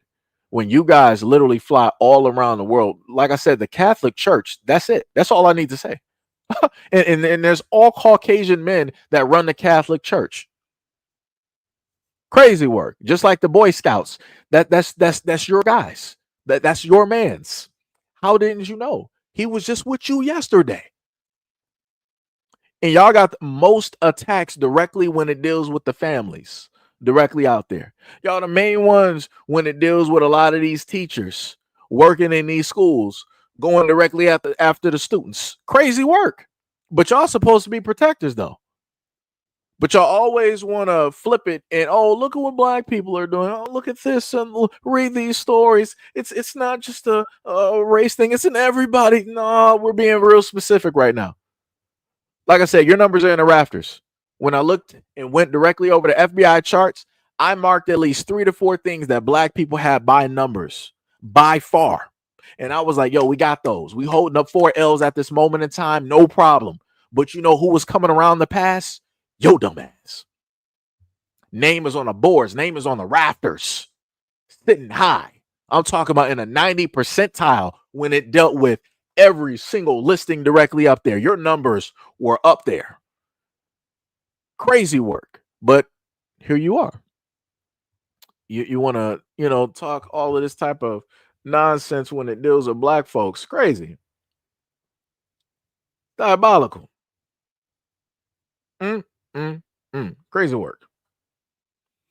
Like I said, y'all got the nerve to be sitting up there. This is the crazy part. For anybody white in the comment section that want to pull up to the scene and say something to a black content creator, it's crazy that you got this much energy dealing with me or the black community, but you don't have as much energy with the sun. Explain that to me. Explain that to me. Explain to me why I got so much animosity and so much to say when it deals with black Americans, but this is what the sun is doing to you. And y'all never show that same energy back. Why is that? I mean, I'm sorry. The only person that's showing that much energy is Bill Gates when he's trying to block out the sun because he said that the earth needs to cool down so that you guys can survive. Right. And I went directly over that story, but it'd be like that. But y'all the same ones that sit up and say that chemtrails and all this other type of stuff, it don't exist. It's not real. Crazy work though. But y'all got it. Y'all got it though. You got it, baby. You got it.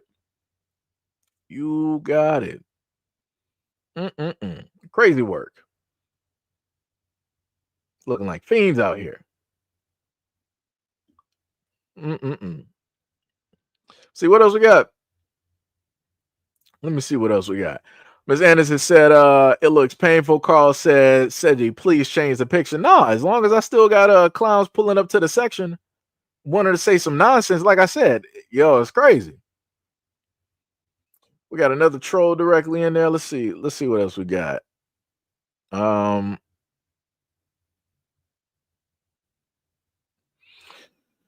You said, how do y'all still, we're in 2025 and y'all talking about Barack Obama? Dude, like, what are we even doing here? Like, y'all the same ones that got an obsession with like George Floyd. Like what is going on? And then y'all still online mentioning BLM. We're in 2025. Like, what are y'all doing? Like, y'all stay and y'all talk about black people staying in the past. Lord have mercy. Jesus. Carl said they look like they're trying to do KO Ken ×3. Oh yeah, they powering up. They trying to go for that Kamehameha. Hold on, how am I racist? Explain that to me, Morgan. Let me. Oh, Morgana, because I know a lot of y'all are wizards, sorceress. Y'all like to practice all of that wizardry, all of that magic, that Harry Potter stuff. I'm just going to refer to as Morgana. Explain to me, how am I racist? If I'm racist, then that means that the sun is racist, right? Because factually speaking, the sun nurtures everything on this planet. It gives life to everything on this planet, except here. I don't see no type of absorption of the sunlight. I don't see no type of dispersing in the skin. I don't really see an adaptation taking place, right? I don't see an adaptation. This is why certain people are better in colder climates. Other people are better in heat. But even still with that, you got black people that can survive directly in colder climates. We'll just, our melanin will go, directly back. It'll just be in hibernation up until it's actually needed. See how that works? See how that adaptation actually works? How the universe gave us that, right? But when it deals with other people, like I said, I don't know what happened. But like I said, you said I was racist, though, That's crazy.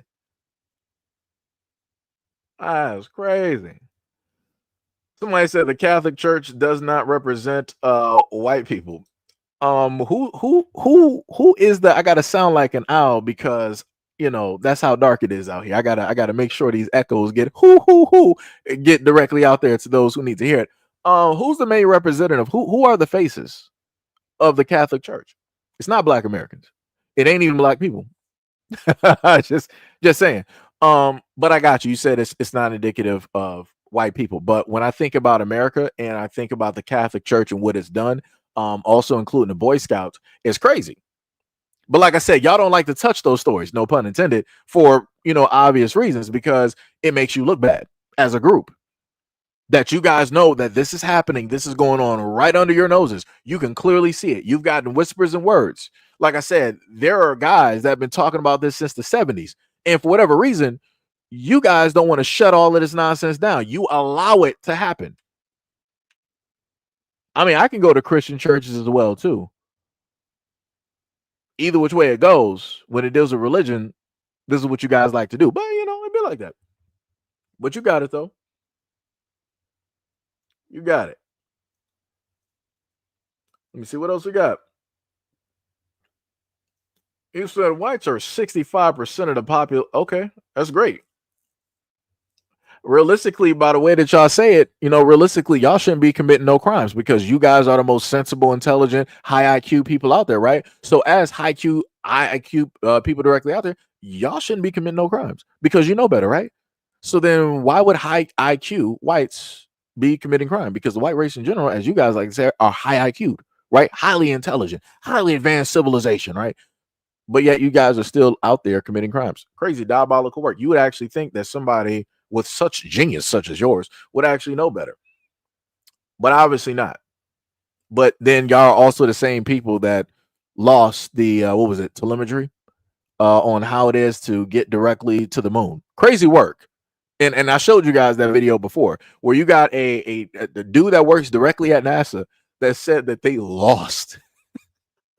They lost the calculations on how to sit up there and get to the moon. Wow. That's crazy. High IQ people, though. Y'all got it. Let me see. You're just a tiny channel chock full of cynical sadness and arrogance, misplaced self-pride. Weak man you are. That's crazy. That is diabolical work. No problem. No problem. I can stay directly being a tiny channel, as you stated. It's tiny enough where it still got your attention at the end of the day. Right? Crazy work. Uh-oh, somebody got angry. Somebody's like, hey, I'm going to sit up there and report you. That's crazy work. It's crazy work. Diabolical. Again, this is what tends to happen, irregardless of the information, irregardless on what gets talked about directly on the platform. People happen to get mad. People want to sit up there and report. I gave you what was it? I gave you guys a live stream. What was it, about 6 days ago?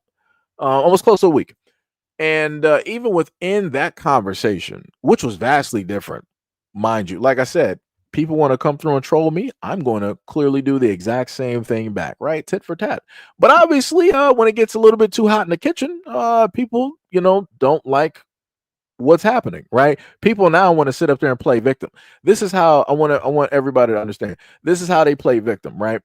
So when they come into the comment section and they troll and they want to say this, that, and the third, it's all good, right? But now when the rabbit is doing it, now people want to be victims. And this is the same thing that they like to say about Black Americans. Oh, why are you guys always, being victims and da-da-da? Look at you guys being victims. You're like, oh, I don't like what he's sitting up here saying to me. Oh, he's being so mean and da-da-da-da. Irregardless of the comments that I happen to get. Irregardless of the stereotypes, irregardless of the racism, even if it's obvious or if it's hidden, whatever it is, right?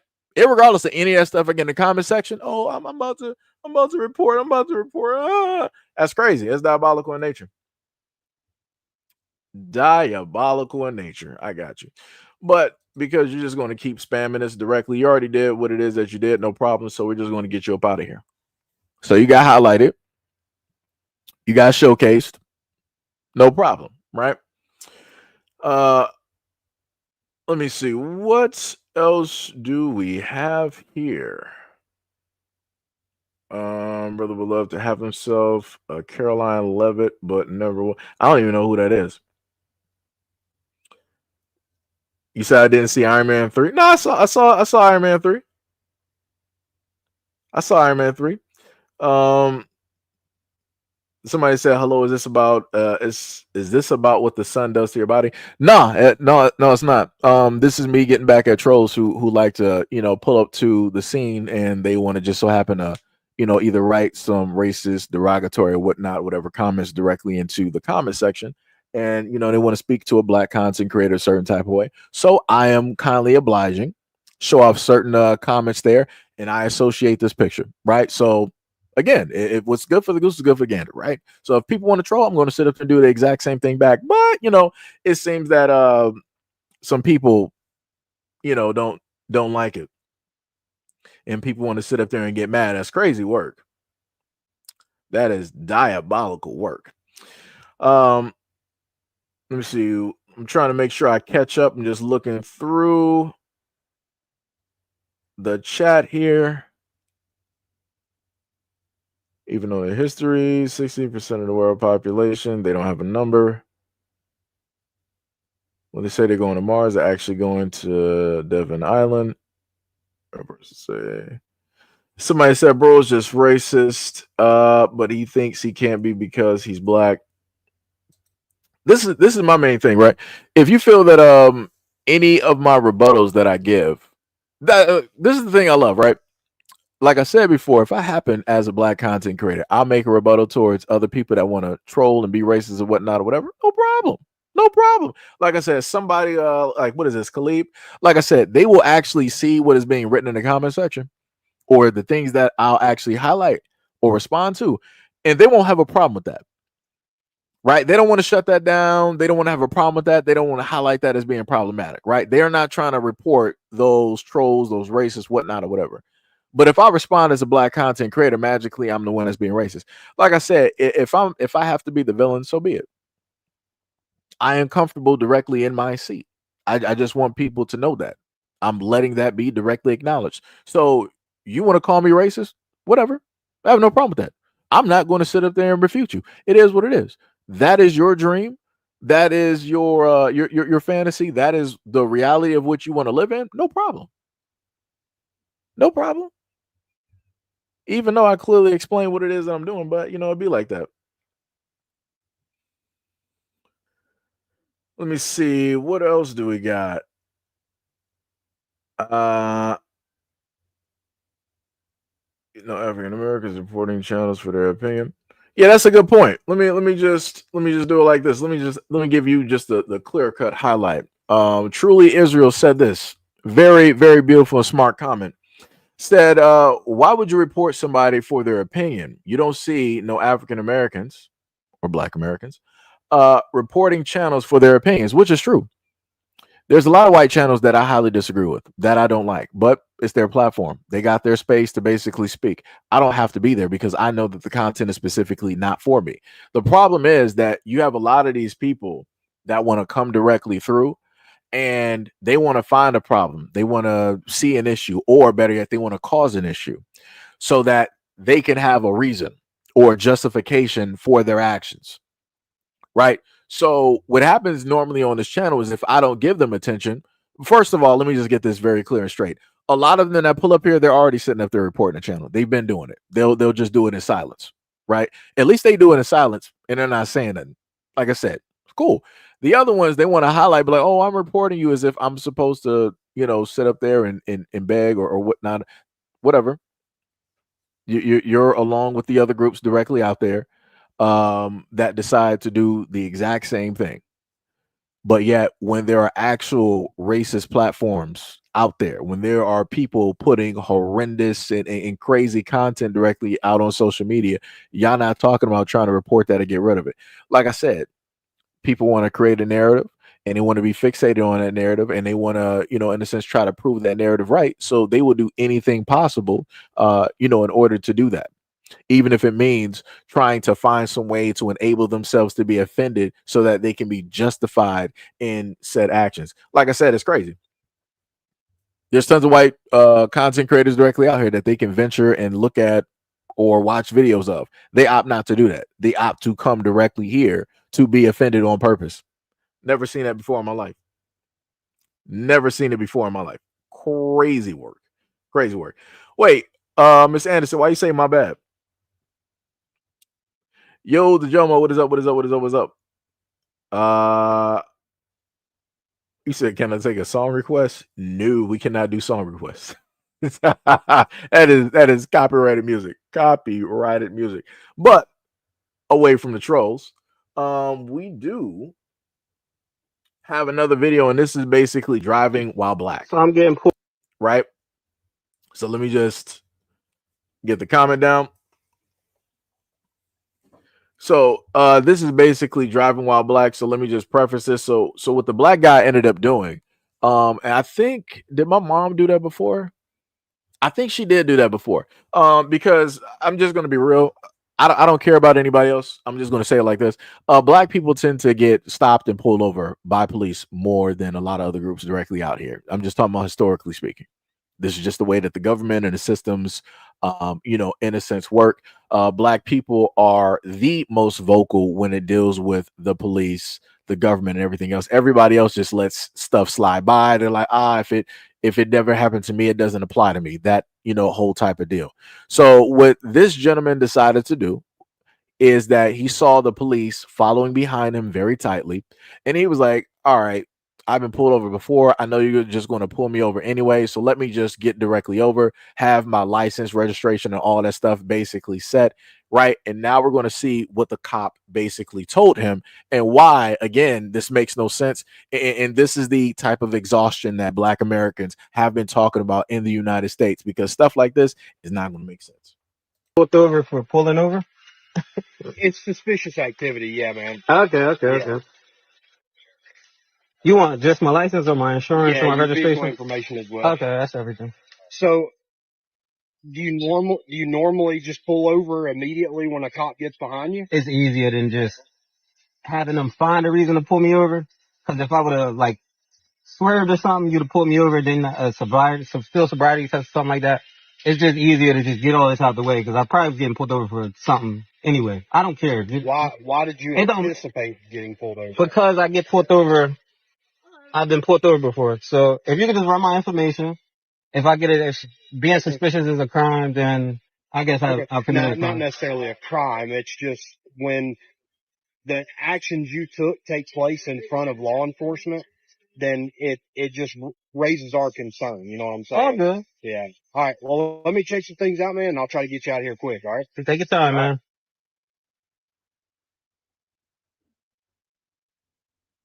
Okay, I'm gonna step right back here in front of my car. Like I said, you're not in any trouble, man.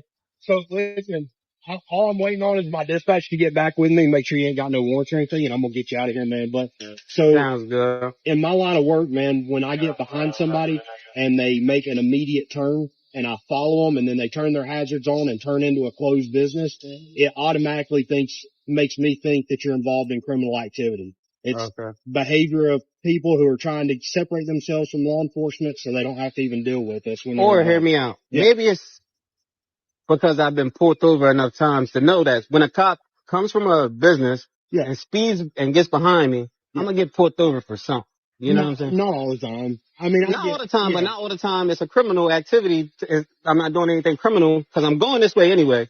Yeah. But you got a right on me, so I pulled over. Yeah. It's no big deal. Totally understand what you're saying, man. And I'm not saying that you necessarily did anything criminal, but it raises my suspicions enough that I can get out with you and investigate to ensure criminal activity is not taking place. I'm gonna get my hand on Does that my make pocket. sense? Yeah, it's all good. I just got off work. I got my non-slips on. Yeah. I'm not doing anything. Yeah. So once everything comes back. Yeah, everything's clean with your car, man. Your license is good. It doesn't look like you've been in trouble in the past. I don't get in trouble anymore, man. At this point, I have no reason to believe you're involved in criminal activity, but I was just trying to explain to you the reason that I got out with you was to investigate because your actions led me to believe that you might be involved in criminal activity. Does that make sense? No. It doesn't? It's life, you know what I mean? One way or another, it's all going to go away. I don't have no warrants. Yeah, no, you're good, man. I know, I don't got no warrants. My paperwork license you gave me. I appreciate Right, so we all heard that. Right? We all directly heard specifically what took place. And again, it didn't make no type of sense at all. No type of sense at all. Like, so you're gonna sit up there and tell this dude that, all right, we feel as though that you were doing something illegal or that you are running from whatnot or whatever, and it's a little bit odd that you decided to stop even though I was behind you. He already knew what you were going to do. He already knew. Black people are used to this. We're just going to be like, all right, let's just get this over with. License, registration, just hand me my ticket. Whatever you want to say is whatever you're going to say, whatever, and just let me go on about my day. Like I said, they like wasting Black people's time. That's directly what it is. They like sitting up there wasting Black people's time. Like that. Jesus Christ. Like I said, this is what we happen to talk about when we are tired. When we are 100% tired of all of these things going directly on, when it deals with this, like I said, nobody can sit up there and tell me anything different.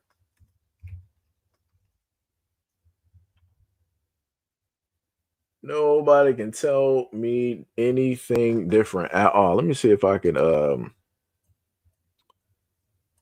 find it real quick. Let me see. Trying to sit up there and get this.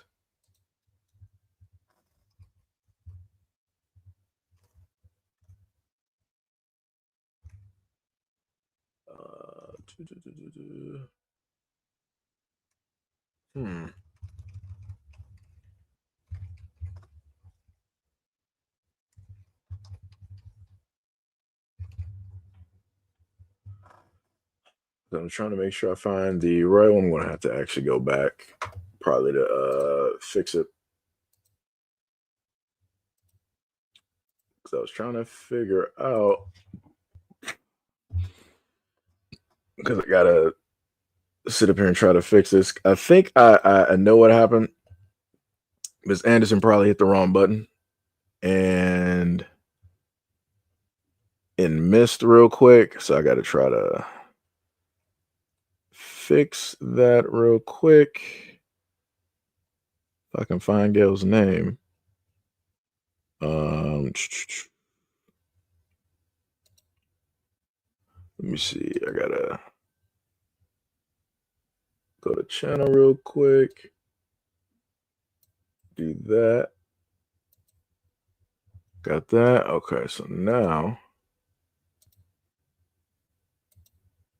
that I got that, let me see, where is, do that, go back here, and yeah, my bad. I gotta try to fix this real quick. I think I gotta go to moderation.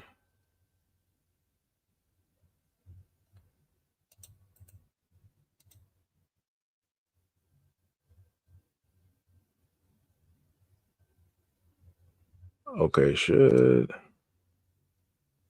save. Let me just make sure. Let me go back. Let me click moderation. Gail, try to type. Let me see. I'm trying to find a name now. Because this is pink.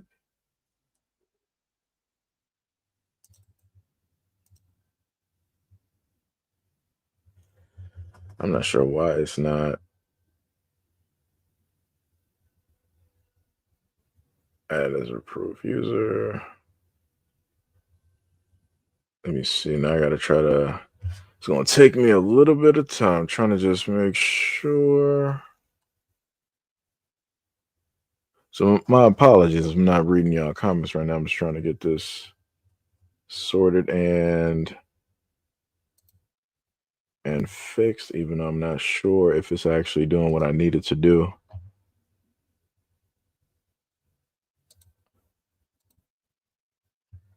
Because I don't think it's actually yeah, for whatever reason, her name is not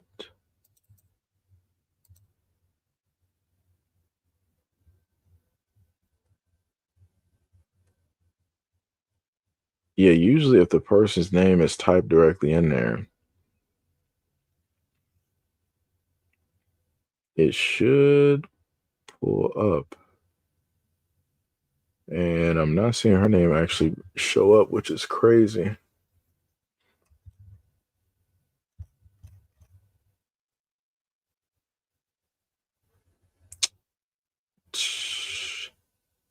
Let me see what. I'm probably gonna have to fix this later. I don't know. And then on top of that, I don't think I can even go back through the comments and even do it. Let me see participants. All right, so we got more than everybody else over there. Because I know on the other channel, Gail should be fine. So let me see. You got to click on a live. Go here. And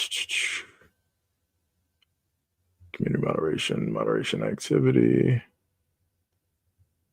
Wait, what does that do? I'm not even sure. Reactions on.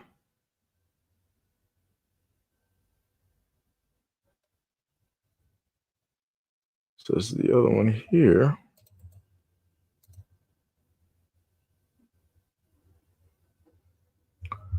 Yeah, I don't know. I'm gonna have to figure this out. I'm going to have to figure that out. All right, let me go back to the comments here. My bad. Just trying to get this fixed. Somebody said inherently racist content. I guess.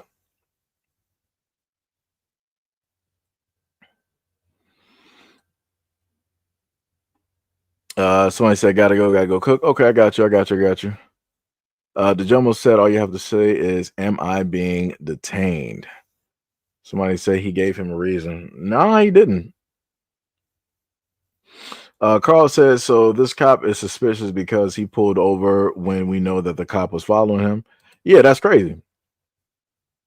Yo, DSB, what is up? Much love, respect, and appreciation. What is up? Most said a suspicion, a misdemeanor, or a felony. I don't even know. You said Gail is still in here? Okay. Oh, okay. Gail is okay. She's still here. He says Sham is okay. Oh yeah, maybe you didn't actually hit Gail because I was trying to sit up there and look, and I couldn't sit up there and find her. Somebody said pretty bad example of harassment. I mean, the cop wasn't even disrespectful, and if I was a cop that had no intention of pulling that man over and he pulled over, I'd ask if he needed help. That the point of us basically bringing this directly up is to show the fact that this is what Black people have to sit up there and deal with. It's not suspicious that he pulled over. He stated that he's used to being pulled over. During high school, me and one of my friends that were always driving to and from school, like he lived directly in the same community as a school. So we're sitting up there driving. I can't even count to you how many times that we got pulled over. And I'm like, you have to be kidding. Like y'all just literally pulled us over just about like an hour or so ago, and y'all pulling us over again. I'm like, y'all don't got nothing else better to do. All of these other cars coming directly through. Y'all like, oh, I see 2 young Black guys. Let me sit up there and go see what they're doing. Really? Like I said, this is like even with me, this is something that I have literally witnessed and had happen. I've had this happen directly to my mom, and had this happen to friends as well. Many different types of occurrences dealing with police, and it makes no sense.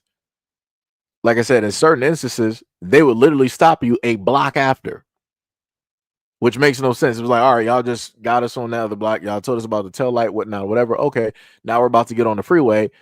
Y'all come sitting up there flicking the lights again. So now we got to pull over. And now the driver has to explain, like, yo, y'all just a block down. Y'all just literally already pulled us over. Like, how did y'all not know this? Y'all didn't listen to the radio. Like, why are y'all still doing the exact same? Like, this don't make no sense. Like I said, This is how cops specifically act when it deals with black people. This is why this is being shown. For black people, this would be considered harassment because we already know what's up. You're just waiting. You're just looking for a reason. If the cop wasn't already trying to pull him over, he would have just already went past this dude. I've seen cops do it all the time, but he stayed behind him because he was looking for a reason. He was already contemplating something. You know, like I said, it's crazy. Diabolical work.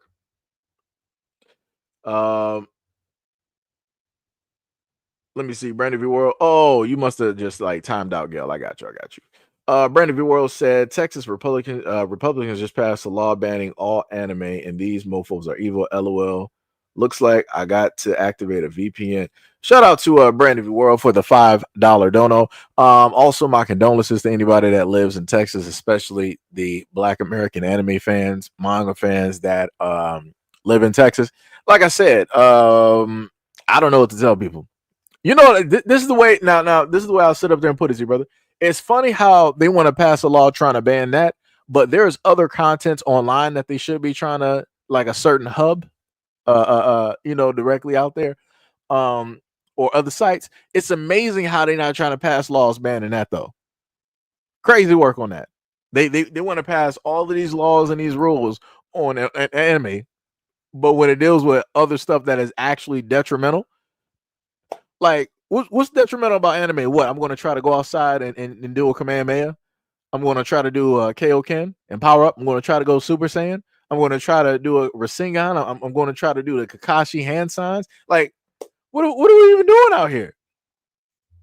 What are we doing out here? There's tons of other content that they should actually be worried about and trying to get directly off of the internet, but they focus on anime. Crazy work. Diabolical. Sham said, what? Why anime? Man, I'm so glad I don't live in Texas. Wait a minute. Isn't that against the Constitution? D Money said, seriously? Yep. Sham said, banning anime is unconstitutional. It goes against freedom of expression. You can't ban anime. These people are out of control. D Money said, first corn and now anime. Just can't win.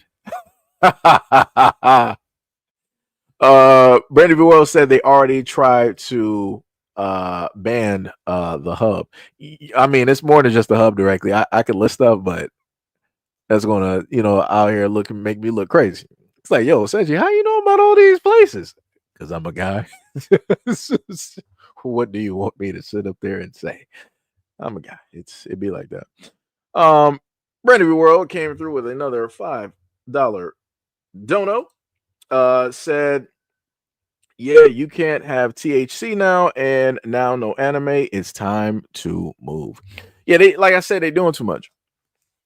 They're doing way too much. I'm waiting for, this is the one thing I want to sit up there and see these lawmakers do. I'm waiting for them to sit up there and say that they're going to start banning video games. Oh, I'm trying to tell people, if they're going this far in this anime, it's only a matter of time before they're like, all right, we're banning video games and we're banning games. I promise you. I don't know who's going to do it, but I know somebody's going to be the first one to try. If they haven't already tried it, somebody's going to be the first one to try this. I promise you. Oh, that is going to be hilarious. Oh my God. It is going to be hilarious. That would be the stupid. Let me tell you something. If a lot of these people of older generations think that the younger generation ain't really serious about nothing, or they're not going to move or whatnot, let this government try to sit up there and enlist or enact a law that talks about that they're about to ban video games. Let me let y'all know something. That'll be the worst thing that you could ever try to do in your life. Because the main demographic that you are trying to take something from at this moment in time is going to be the exact same demographic that has to deal with your health care. They're going to be working in these healthcare and these insurance companies, these car insurance companies. They're going to be the main ones working at these banks saying if you can get a loan, yay or nay. They're going to be the same ones working in these medical hospitals when a lot of y'all are in hospice, when a lot of you guys are elderly walking with canes. So, like I said before, people can play all these stupid games if they want to, but there is going to be a severe fallout.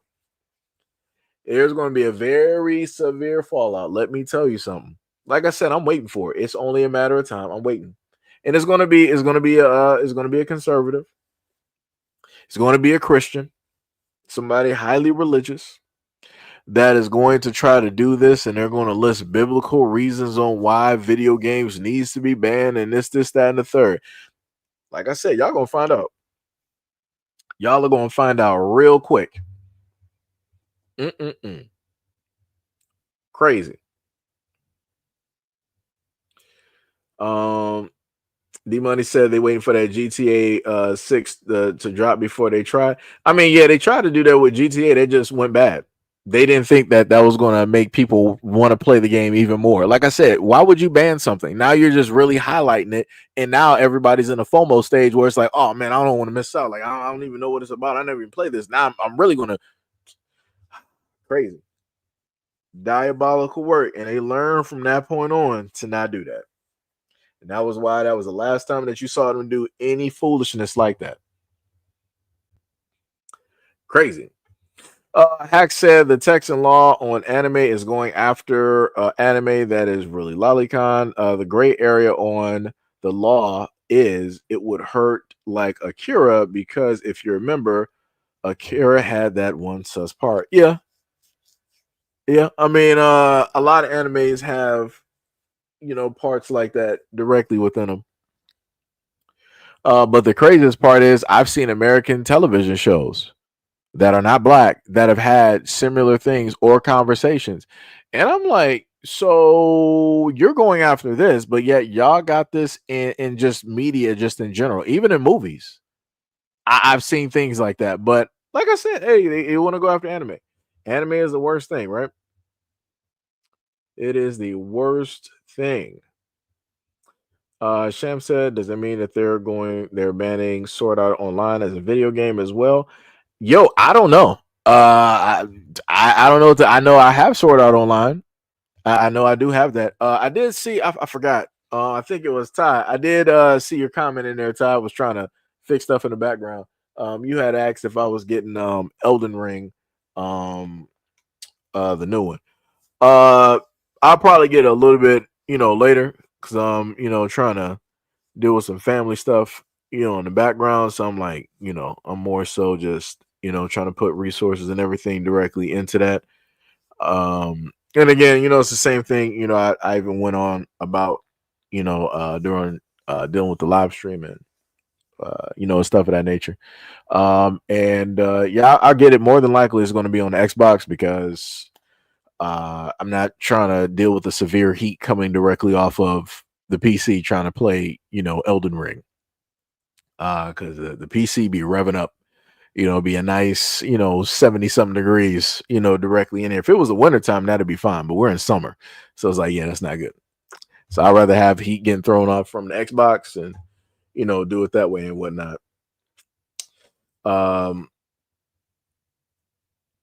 Oh yeah, Sham. I forgot. Yeah, Sham doesn't know what that means. Yeah. Sham is a very innocent soul. Sham is a very, very innocent soul. I forgot. I got to keep reminding myself every single day. Let me see. Brandon World said people are going to be forgot to highlight that. You said people are going to be selling GTA 6 like drugs on the street. Yeah, that's facts. Well, if they got the physical copy, yeah. Oh, dude, speaking of video games, this is just a side note. If anybody ended up getting the Switch too early, it's not bricked, but it's not online. They will not allow you to go online at all. And I'm like, yo, I need Nintendo to relax. I need them to sit up there and relax. I need them to relax. Like, yo, I love, Japan and all that. Y'all got to really relax on this, because I like, brother, like, what are we doing? Like, you just, this is why, in a sense, I do happen to like having an Xbox and stuff like that, because I don't got to worry about that. Because that, well, at least at this moment, because that's crazy to me. You just end up getting the system like early ahead of time, and you want to go online and try to check some stuff out, and they're like, nope, can't do it, brother. That's crazy. Sham said, what about that one game show Family Feud? What to do? Oh yeah, I showed off that video where the host was kissing everybody, including the teenage girls, sometimes on the lips. Crazy work. But a lot of these trolls and whatnot, they don't want to talk about that stuff. They're like, oh, that was so long ago and all this. That was harmless. I'm like, okay. I already know the type of time y'all be on. Kit Kat said I predicted a lot of people won't exist and in the family because their basement living sons can't handle the real world. That's facts. That's facts. Seji said, Gail was like, you don't want the heathen. Always Gail, every time. Every time. Can't take Gail nowhere. Hack said until June 5th for the Nintendo Switch. I guess so. I guess they're waiting directly for that whole thing, which is crazy. Diabolical. You said the Nintendo Mafia don't play. That's true. Brandon V World said Nintendo's like you played yourself. That's facts. Ben said if they would ban some things on the internet that would get a lot of people to get out and interact with people in person. Yeah. Anime is not one of those things. But again, you got some people that are like introverts, some people that might be recluses, where they're not like social butterflies or different things like that. And I respect that. I have no problem with that. I can do, either or. It's technically it's whatever. But like I said, doing a whole, partying and different stuff like that, mentally it's draining. Right, just the whole scenario and situation, and being a guy, you got to be aware of a lot of things. Like I said, just even potentially bumping into somebody, like their shoe or just a person. That's the whole thing that you got to sit up there and manage, and then you got to try to figure out like, yo, do they feel a certain type of way, even though you apologize, directly to them? Because I did that by mistake at a party. Like we're sitting up there walking, and I made a mistake and just bumped into somebody, and I just like let them know, like, hey, my bad. It's like, didn't mean nothing by it or whatnot. Like I was trying to calm down, whatever, before anything was even a potential. Like I said, it's too much to even monitor. And then outside of that, you got to try to worry about other people and if they might have problems with other people. Like I said, it's just it's too much. It's a lot. Goda said black people learn how to hit a target at 1,000 yards. Sham sitting up there laughing at Gail. Yeah, that's Gail every live stream. That's every day. That is every day. Hack said, silly question with the XP stuff on this channel. That's basically like some like leaderboard type of thing that they just implemented on YouTube. So people who happen to comment, well, at least when it deals with the other channel, people who happen to comment, you'll see an XP marker directly above your name. Gail is in number 1 at this moment in time. When it deals with like the leaderboards. So let me show y'all what it basically looks like on my end real quick. Let me just show y'all that. We're technically off topic at this moment in time, which is cool. Let me put this directly up. Image file. Right. So this is what the leaderboard. Oh, I gotta take Outlaw's comment down. So you can't even see Gail's name. That's crazy. Yeah. So this is basically Gail is at the top. You can't really see it because the banner is blocking it. I wish I could if they could switch it so that you can move the banner around, that'd be great. That'd be the most awesome update that they can do. They also got an update on here where I can showcase the comments, but I can only do that if I put it to a different mode instead of vertical. Then I can showcase, comments directly on a live stream and stuff like that. I may mess around with that on a different live stream at a point in time, but yeah. This is basically the leaderboard. Actually, I'm incorrect. Gail was at number 1 at a moment in time. Let me see who was at the top. Kit Kat is actually number 1 at this moment in time. Got 175 XP.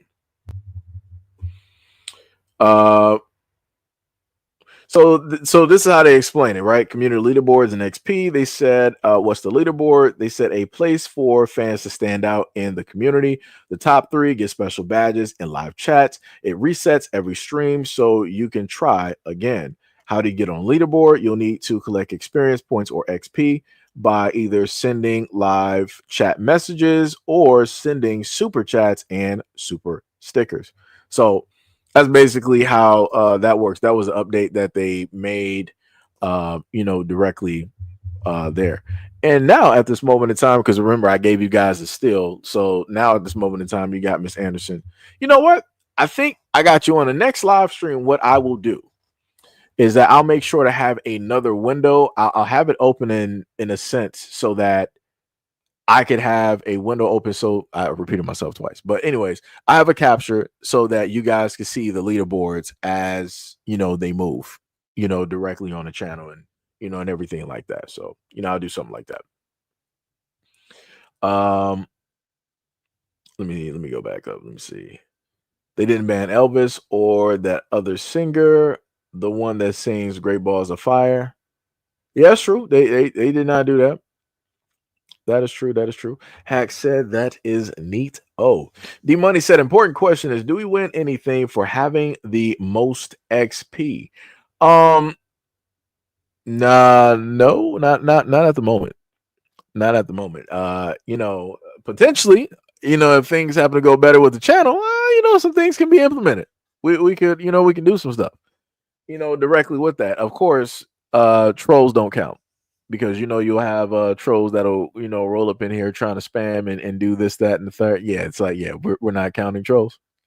Like we'll probably do it in a certain way. I got it already written down in my mind, but I'll just wait until that day of to implement that, because I ain't trying to have people trying to, oh, let me just sit up there and play nice so I can try to win whatever. Nah, slick. You gotta catch a lot of these people before you gotta be 50 moves ahead. So yeah. Yep. Yo, what is up, Sonny? What is going on? What is going on? What is going on? Liam said, how is everyone? Everyone is pretty good. Everyone is pretty good. D Money said winner gets 10% and lunch on Seiji. Yeah, hey, he said you don't got no money, man. Let me tell you. Let me tell you. Let me tell you. Kick-Ass said trolls do win the DA award though. Yeah, they do. They do. You got Miss Anderson up there laughing. Of course. Golden Brown said they never go after the wealthy white people. That is the rule of thumb for American citizens. You said who? I don't know who that is. You said somebody by the name of. Wait, let me check. Hold on, because I ain't trying to sit up there and give a shout out if that's not specifically what happened. Let me try to go back to Sir Jacob. Where specifically did that person donate to? I'm trying to check everywhere at this moment in time. Let me see. Oh, okay. Yeah, because I'm sitting up there looking, because I'm like, oh, maybe I might have missed a shout out. They might have donated somewhere else. I'm like, all right, let me shout them out real quick. That threw me off. But yeah, I got you. Dave Chappelle joke.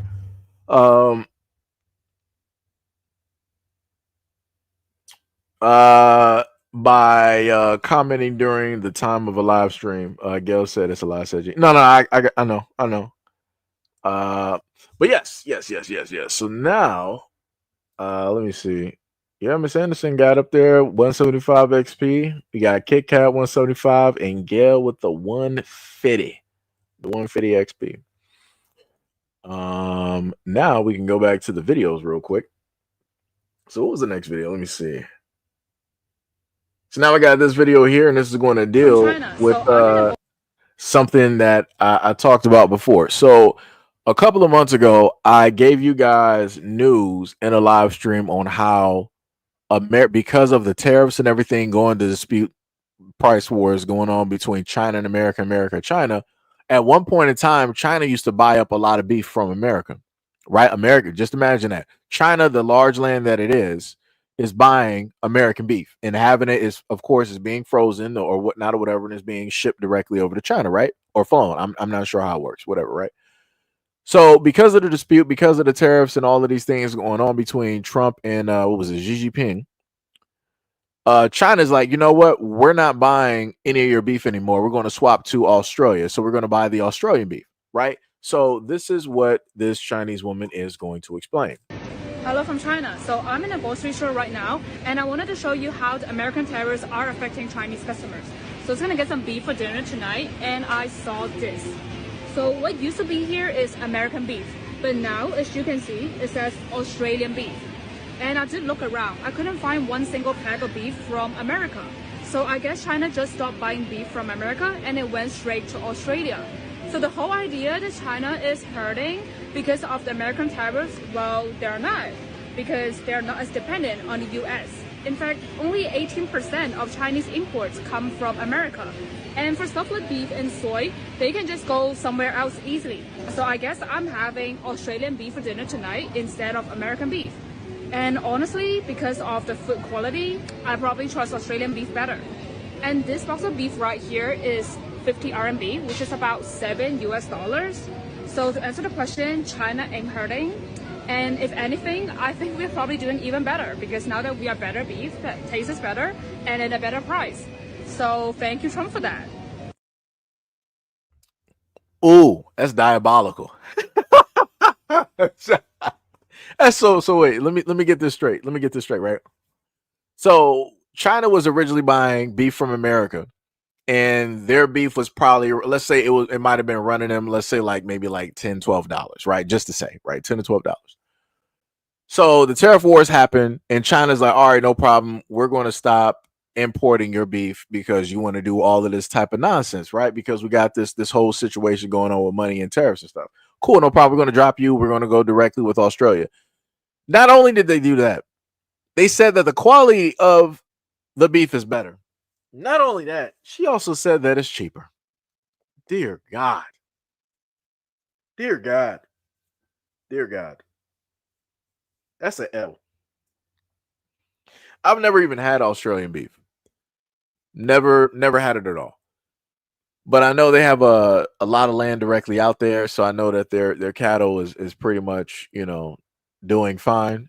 Unlike when it deals with the American industry, when it deals with cattle and chickens, and I can only imagine, right? Instead of the cows being able to just herd around and just eat, normally, they're fed grains and all this other type of stuff directly in a stable where everybody is in close proximity and they're not able to move.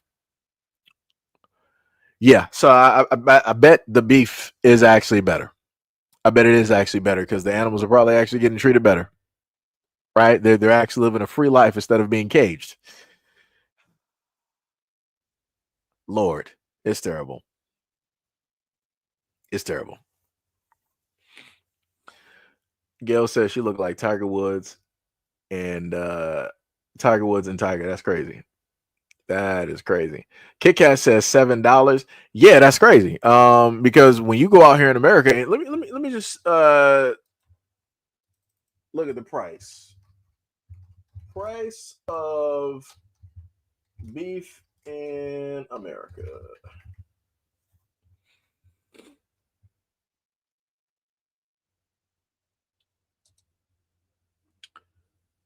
Let's see here. So they said beef prices have been high for years, reaching record highs in recent months. Ground beef, for instance, reached a record high of $5.67 per pound in September, according to an April 2025 data. Ground beef was $5.80 per pound. I know it's higher than that. It is higher than I'm trying to find. Let me see what we got directly up here. I might actually have to look at a store real quick. Let's see. They got beef prices. What is that? Is that up to date? How old is this? Beef prices below. Oh, this is from like a meat catering company. Let me just look up a random market. Let me go to. Let me see.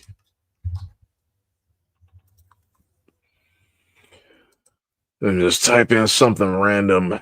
What is this? A Stop and Shop? We're just gonna look at that real quick. Let's look at the meat section. No Diddy. So the meat on sale is currently we got $5.75, right? And that's for and that's supposed to be the sale. Wait, let me see if I can go to a larger section. Okay. Right. So let me just give this to y'all real quick. Went to a random market. Just typed in that Stop and Shop real quick. Like I said, random. And we're gonna put that directly up there. You might have to zoom in, probably turn the camera sideways. Shout out to The Rock. So that you can see what is being placed, right? So they got a sell on ground beef at Stop and Shop, all natural, 80% lean, 20% fat. That's $5.75. Originally, it was at $6.95. Basically, you might as well round that 95 to like 7 something once you include tax and whatnot. So normally this is $7+, the one that's 5, right? Oh, that's crazy. Does that say 18? Brother, look and see, this is what I was talking about. Look at that. So they got the all natural, 80% lean to the right, 80% lean, 20% fat, ground beef, value fresh pack, right? So that is approximately 3.5 pounds. Originally, they said that was $18.52. Brother, that's crazy. That is diabolical. What is that? And it was like, all right, we're going to discount this. We're going to, because, you know, the holiday, people are going to be chefing it up. We got these deals. So we're going to be pushing this out for $12.22. The reason why you see a discount directly on this is because China is not really buying this how it is. So they got to try to get their money some way so that all of this don't go directly to waste. Right. And as the lady stated, China don't really actually buy a lot. I think what they say about like 18% or something like that, right? They just sitting up there pulling that directly from America. But the 18 cent for America, that's, you know, hundreds, probably like billions or hundreds of billions of dollars or something like that, right? But now that's money that America's not getting, and I'm pretty sure that nobody else around the world is going to start buying and afford to buy American beef. Like I said, that is a deep discount. You went from $18 down to $12. That's actually a deal. But again, that's a scary sight though. So that's what I was saying earlier during the video. I'm like, I know it's higher than that because, you know, just going shopping and whatnot, you will be able to spot, you know, a lot of these prices looking crazy directly out here. But like I said, this is American. This is is how it be. Yeah, okay. You said Sam. So Sham's like 10%. Yeah. You also said $1.7 billion beef industry gone in China. Milk too. Got Wisconsin crying. I believe it. You said if it's steak, it's about $11 to $17 a pound, and ground is about $5 to $7. Yeah, it's looking crazy out here. Yeah, you said stress really affects the flavors of meat. It does. 100%. B said, yo, we shopping for beef. No, I was just giving the beef prices, dealing with the video that was taking place, dealing with China and the tariffs and stuff like that. And Asian woman was telling people the prices of beef in China because they got rid of America. So her prices over there are cheaper than what they normally would be if they were still importing it in from the United States. Sham said, oh, they hurt. So much of those farmers are turning on Trump. Yeah, I've seen them. I've seen them directly online. But Trump sat up there and told him, he was like, yo, you're going to have to deal with a little bit of hurt, a little bit of discomfort, but it's for the best. Hey, it be like that. Just like I said, hey, people voted for it. So you take the bad because everybody said that Trump is a good president, no problem. So you got to deal with the bad right now in order to get the good later on. I'm not sure what time frame or measurement that the good is going to happen or how long that good is going to prevail if and when it does happen, but you got to wait for it. He specifically told people this ahead of time. He was like, hey, you're going to go through a lot of pain. It's going to be a lot of hurt. It's going to be a lot of discomfort. It's going to be a lot of uneasiness. I guess people don't listen to the media the same way that they normally say that they like to listen, right? I guess what I'm saying is fake news, right? It's crazy work. Diabolical. Let me see. D Money said yesterday's price is not today's price. Shout out to Fat Joe, even though I disagree with him. Yeah. Yep. Yesterday's price is not today's price. Sam said the type of cow matters too. Oxen have better beef because they have more fat deposits. So yeah, American cattle not as tasty, especially the older it gets. Full Circle said our beef comes from China. Does it come from? No. She was basically, we were basically importing. Well, China was importing beef from the United States. Right, so they were getting a little bit of beef directly from us there, but because we're having this disagreement with China for this little moment of time, China was like, all right, we're not going to make this deal to do this whole thing with beef and all this other type of stuff. We're going to go with somebody else that we don't have a problem with, right? And that's what they decided to do. It'd be like that. It'd be like that. So now we're going to go over a story of something that I've talked about many times before directly on this platform, and I've highlighted this a multitude of times, and I try to specifically tell people that, maybe if people would actually talk to Black Americans and actually listen to them, that things would be a little bit better. So let's get directly into it. Like, they are hunting us down like animals. Correction. They are conducting investigations to procure undocumented migrants in this country. Nobody's getting hunted down, okay? People who don't have their papers are being detained. It's very simple. Next. And are you all okay with this? Y'all okay with this? I'm okay with this. I'm okay with this. Yes. There are over 10 million undocumented migrants in this country. It's estimated that we have the highest number of undocumented migrants in the world. Y'all got to go. Just because we look this way? Because you don't have papers. Hispanic and Latino community makes up the largest population of undocumented migrants in this country. So it makes sense that the focus would be on the largest demographic. Just because of our names? No, it's because of these.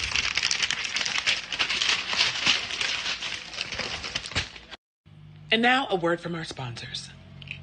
Good afternoon. I just wanted to remind everybody that we standing on paperwork. We delineating. That's crazy. Like, what? What? Okay. Yeah. I'm so angry. Like, there is so much rage.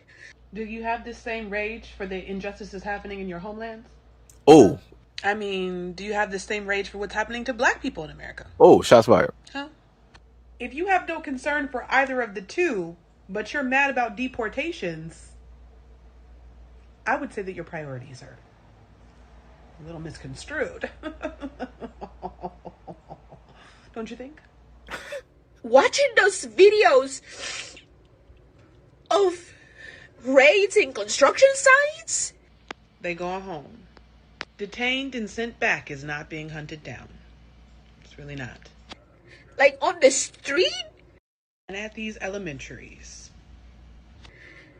And by Proud Boys? By U.S. Immigration and Customs.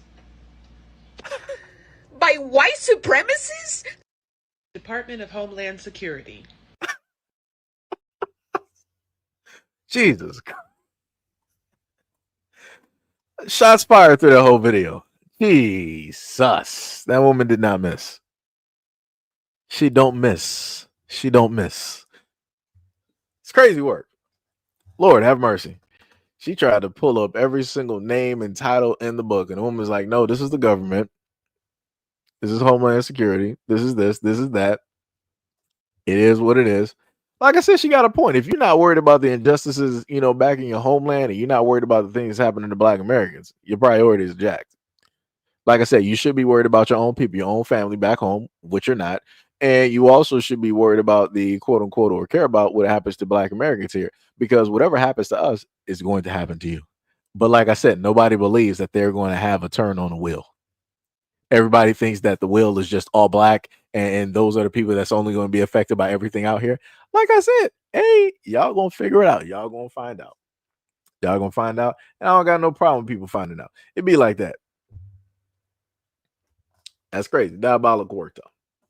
It be like that. So now I'm gonna preference. Do I want to read the information ahead of time? No, I'll read it after. Right. So now we're going to go over the whole issue with JobCorps. I'm pretty sure, because this is hitting a lot of Black communities harder than anybody else. Other communities don't care about this because this doesn't really affect them like that.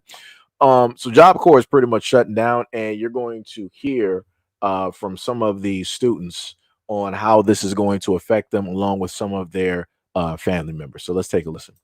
Go to the wreck at about 1:30, and they broke the news to us, and they had us go to the dorms, pack our stuff. The staff on site would not say a word to us, but sources tell us it was shut down after recent cuts at the Department of Labor, which oversees the program. That's I didn't want him to be a statistic, so I wanted him to be focused and get his education. 16-year-old Carlton Davis lived here, and his mom recently lost their house, and there's more. I have breast cancer surgery next week, Man. so now I'm debating having my surgery I feel for that canceled, mom. so I can make sure my son is okay. I'm livid. I am livid. I cannot believe this. Community activist Pastor Mo trying to help out here after getting calls from frantic mothers. Man, he's worried about the crazy. short and long-term solutions for these kids. The ones who are trying to get it right. That's why I'm so pissed off. These are not kids are in a youth home who got caught in a crime. These are kids who are trying to avoid getting caught in a crime. Like I said, I just want to highlight that, man. Shout out to this pastor for just being out there and trying to help. You would think, let me just put it to you like this, because I talk about the churches a lot, and I've stated to people that just because you got one or two doesn't mean that the rest are going to follow suit and do the same thing, because they don't. A lot of churches are selfish.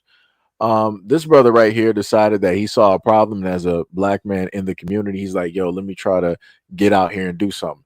As the mother stated, she's in a sense devastated because she doesn't know what she's going to do, because she already lost her home and she has cancer. She has to get treatment. And now she can't really fixate on that because her son, who was, in JobCorps and who was living there, because, I guess she might be, living from place to place or whatnot, or whatever, however her situation is. Now she has to figure out on if she's going to still do the cancer treatment, or if she's just going to focus on her son. Like I said, situations like this are going to heavily affect the Black community more than anybody else. Heavily. And you have a lot of kids that are there at JobCorps trying to do the right thing. And JobCorps is, in a sense, allowing them to not be on the streets. So now just think about it like this, right? A lot of these kids that potentially would have potentially turned to the streets. JobCorps was presented, and they're like, okay, I could sit up there and do this, still get my education. The race is not lost yet. I can still run. Now it's like, what am I going to do now? It's like, how am I going to support myself? How am I going to sit up there and support, my family? Now a lot of these kids going back home, they're going to feel like a burden. I can only imagine how her son feels, knowing the fact that he has to now come back and that his mom, in a sense, has to take care of him, when he was, doing for himself, in a sense, trying to, fix everything and, and get things going.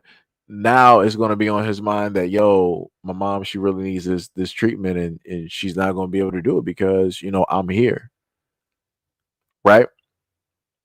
Like I said, it's crazy work. And like I told people before, just like how everybody does not care when things like this happens in the black community, this is why I say that I don't care when it starts happening to other people's communities.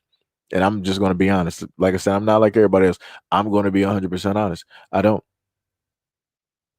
Because people can sit idly by and hear these things going on and taking place and not care, not want to step up, not want to do nothing. But then once it starts hitting their communities, now people want to make a huge fuss or ruckus. Now people want to highlight it. Now people want to say that it's an epidemic. I don't care. If you didn't care when it first happened, I'm not going to care when it happens to communities 1, 2, 3, 4, 5, 6, and 7. I'm not going to care. I'm not going to have the energy. I'm not going to sit up there and have the time. It's crazy. Diabolical. Yeah, I'm not even sure what that dude is even saying right now. Let me see.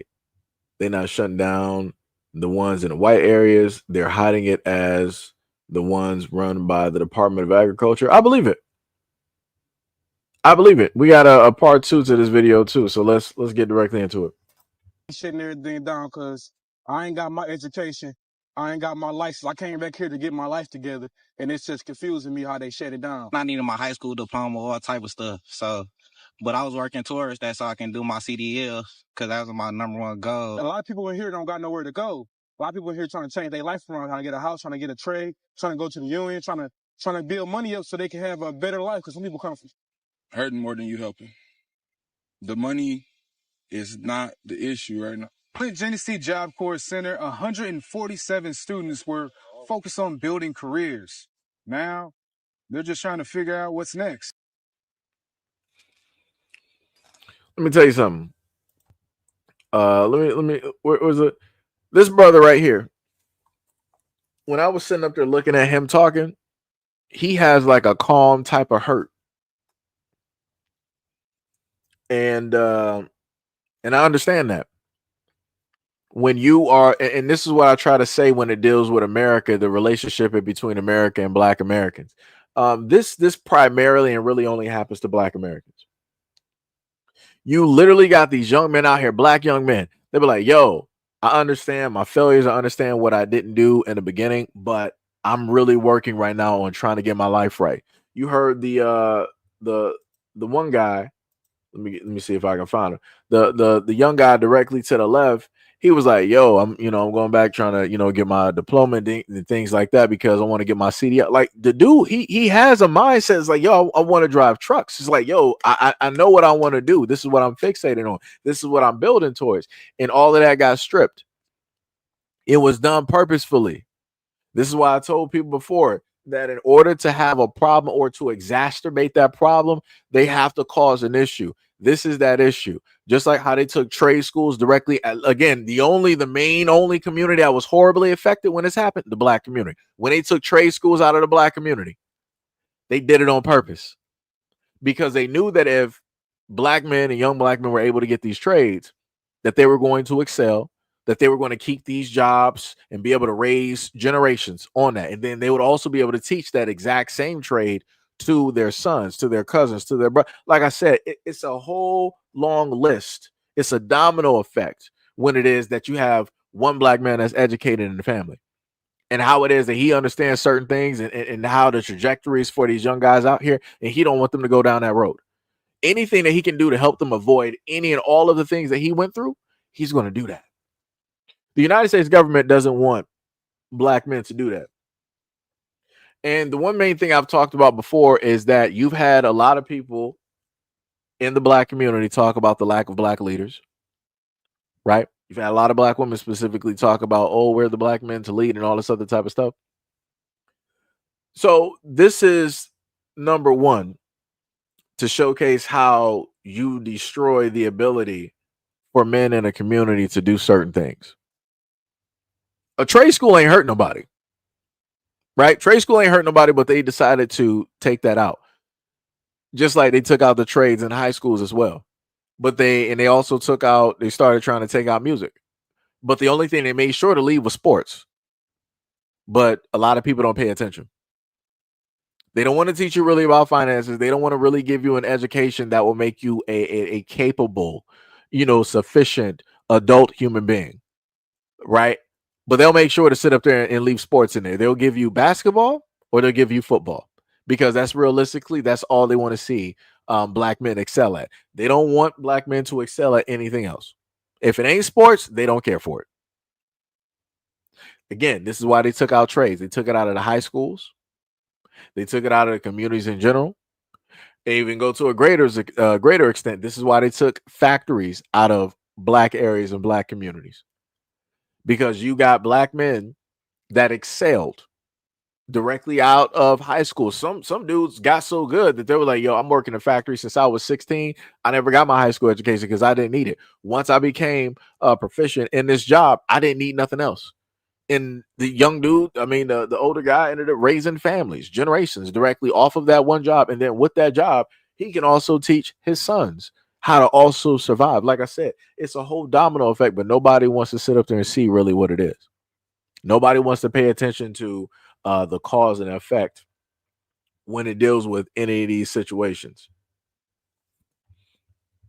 It's crazy. Let me see. There was other things I set up there and mentioned and talked about going directly in the same exact line as well too. But when I look at a lot of these young black men, I see hope. Like I said, a lot of other groups, they don't know how to spot that. They don't know what that is, especially when looking at young black guys out here and black boys. They don't know what that is, because all they basically deem black men and young black boys to be is nothing but criminals, nothing but villains, right? The worst of the worst. But when I listen to them talk and I hear them express what it is that they're saying, I know that they're distraught. I know the world is turned directly upside down. I know they have all types of turmoil and emotions going on right now, but they conveyed themselves very great and respectfully during this interview. And even still with them trying to convey that, you will still have people trying to demonize them, trying to insert some type of negativity somewhere, which is 100% crazy to me. But as I stated before, a lot of people don't want to see black men prevail. They don't want to see them actually be successful, actually make it. Because guess what? If black men have the ability, are just allowed to just do what it is that they normally do and just excel and succeed, now what do people got to talk about? Now what the conversation is going to be? People not going to be able to talk about those stats. Oh, per capita, the crime stats, the murder stats, this and that, and stop the crime you're not going to be able to do that no more. So now if the crime and everything is going down because black men are successful, jobs are just out there and they can reach out and grab and get one or two and just have that and survive and thrive. Oh, guess what? Everything drops. You're not worried about no type of crime rates. You're not worried about no type of theft. You're not worried about dudes on the corner sitting up there selling this or that and all this stuff. You're not worried about none of that because everybody is able to thrive and survive. In order for a community to fall or fail, there has to be issues and problems. And it's specifically going to stem from jobs. It's going to stem from money. It's going to stem from the economics. And who has control of the money and the economics in this country? The United States government. Those are the exact same individuals stripping these young black men of the ability to go out there and get their lives straight on the right path. So now what's going to happen, right? So let's just say, and this is not me hoping, right? You got 100 and some odd ones that they basically stated were, displaced when it dealt with the whole job closure, JobCorps, closure. Let's say that some of these young men were teetering.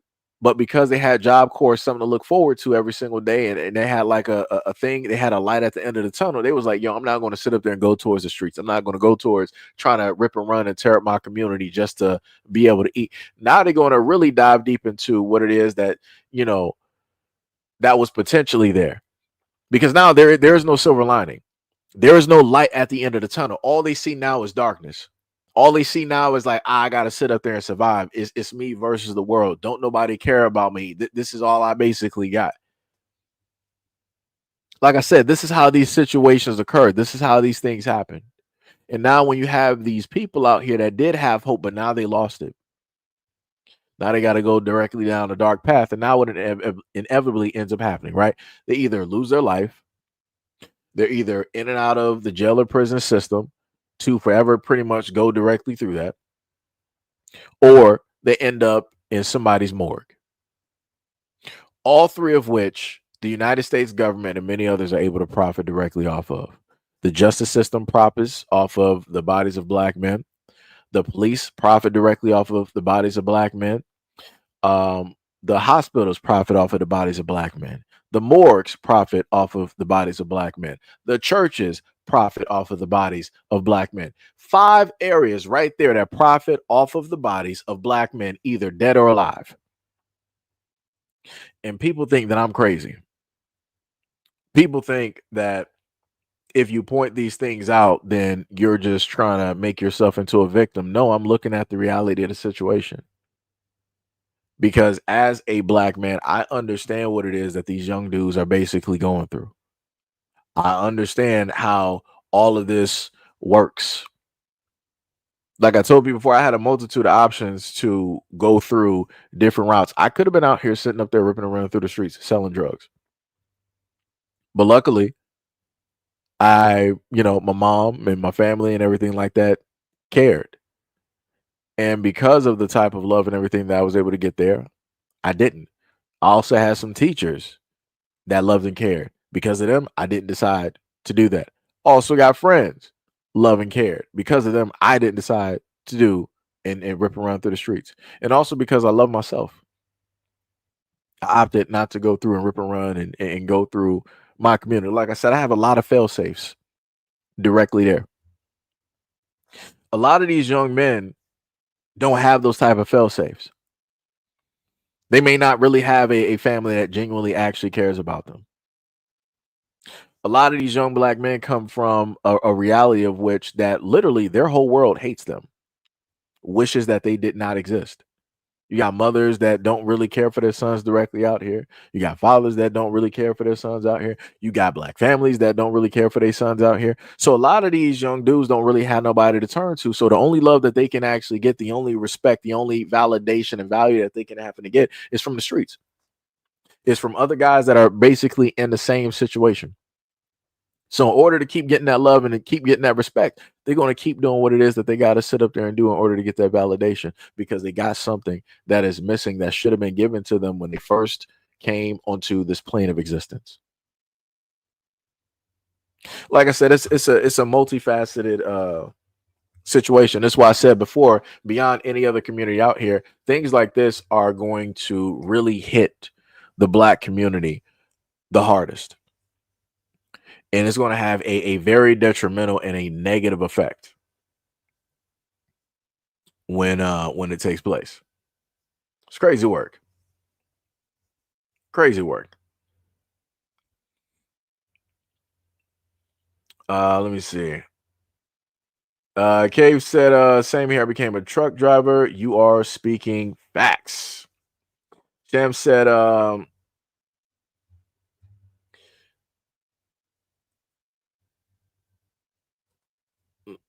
yeah, I don't know. Like I said, I don't know why people want to come in here trolling, and then you're going to sit up there and say something to one of the mods. Oh, that's not smart. That is not a high IQ move.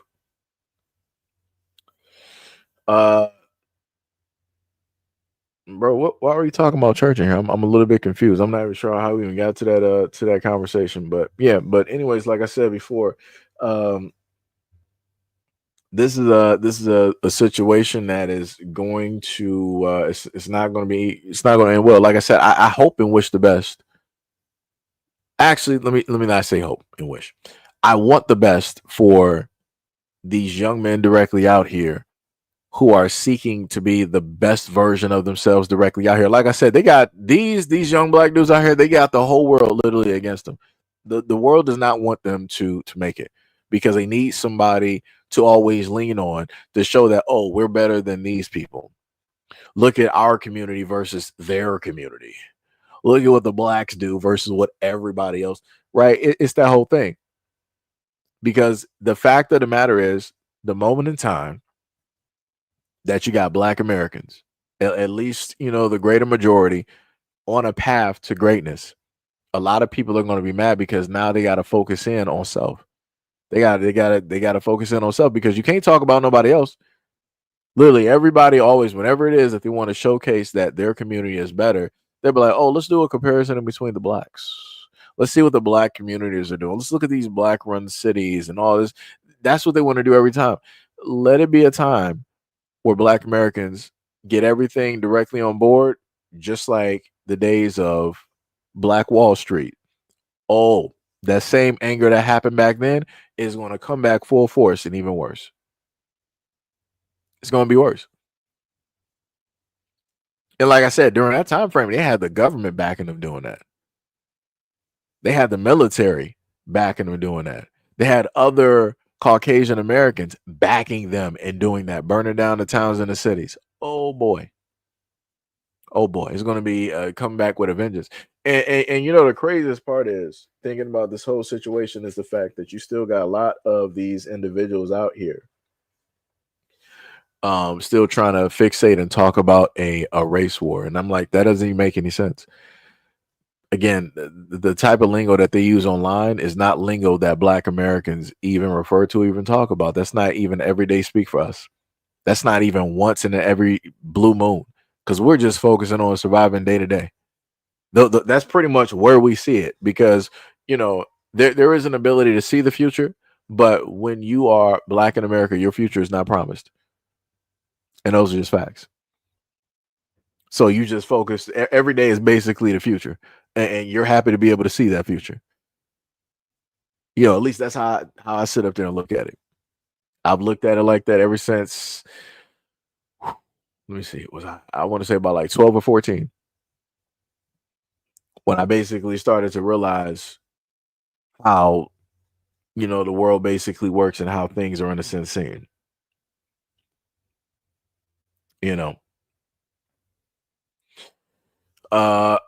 Let me see.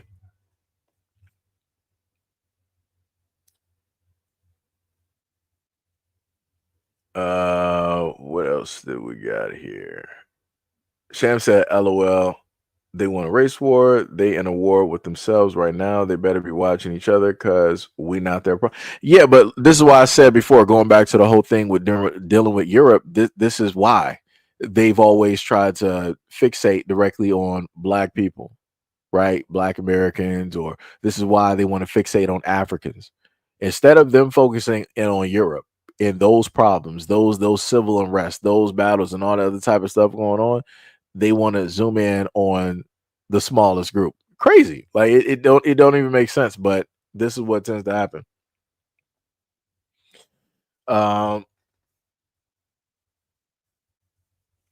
Let me see. Full Circle said the focus on race keeps the focus from being on the solution. Got a point.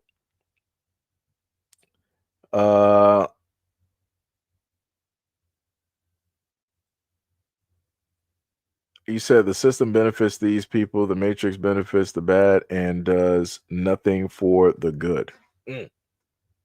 So now we got another video here, and this is talking about a little bit of history. Actually, thinking about it, I think I do have another video that I did do. Let me just wait. Let me not get rid of that one though.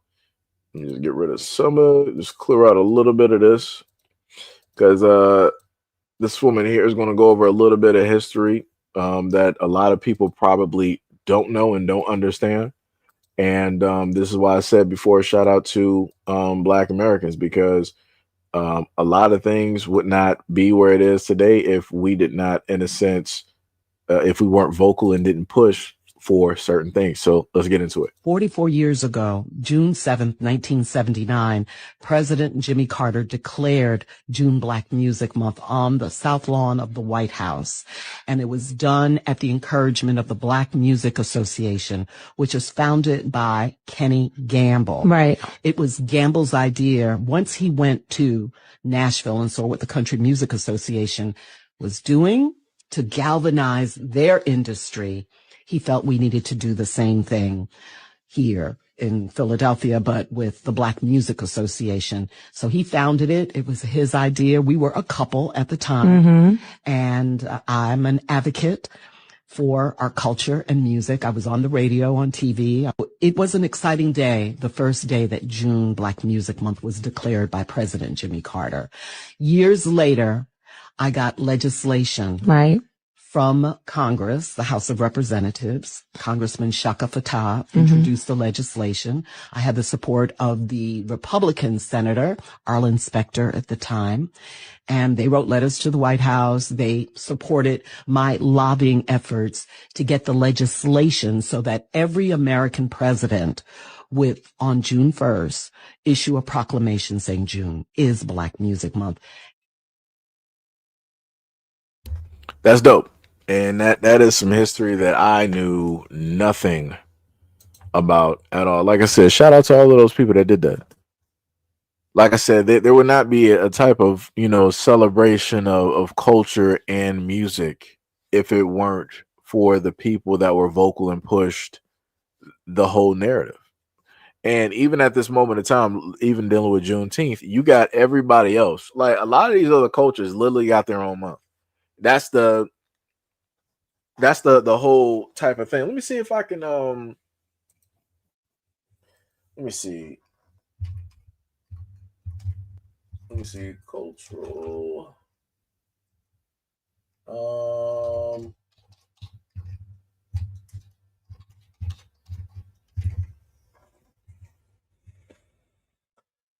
right, let's see. We got a large list here. Because actually it's quite a few. So let's see. They got okay. So more details. So this is just a short one because I went over this like some years ago, right? So they said February, of course, Black History Month.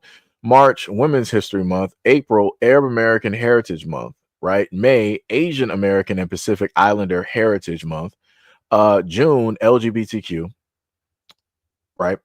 September and October, Hispanic Heritage. You know what? I didn't even realize that they got 2 months. Let me just highlight this. Let me just highlight this. I just gotta put this directly up here because the one talking point that a lot of people wanted to sit up there and say is that we don't need a Black History Month.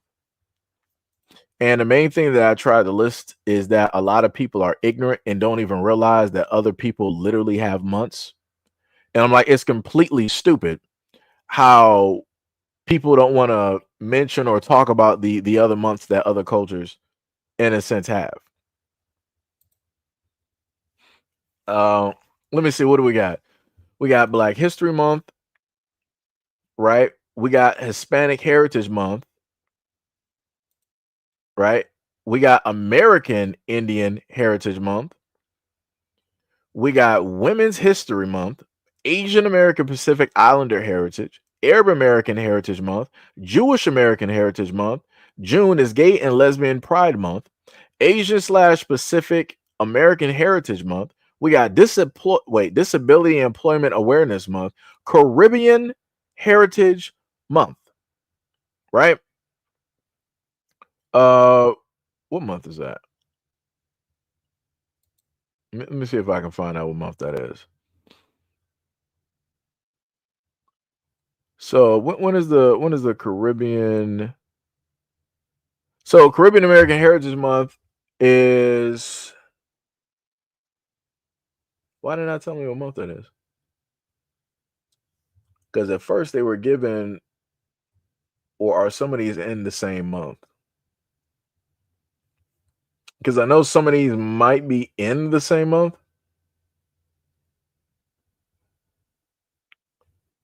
I remember June used to just have, it was like Juneteenth and like some other stuff directly in there, and then automatically just became, a whole other month for other people. All right, well, it'd be like that. But Hispanic Latin Heritage Month is from September 15th to October 15th.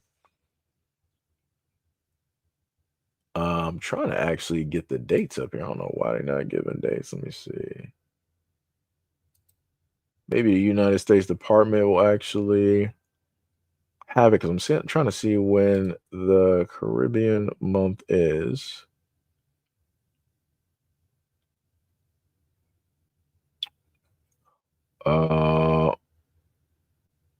So wait.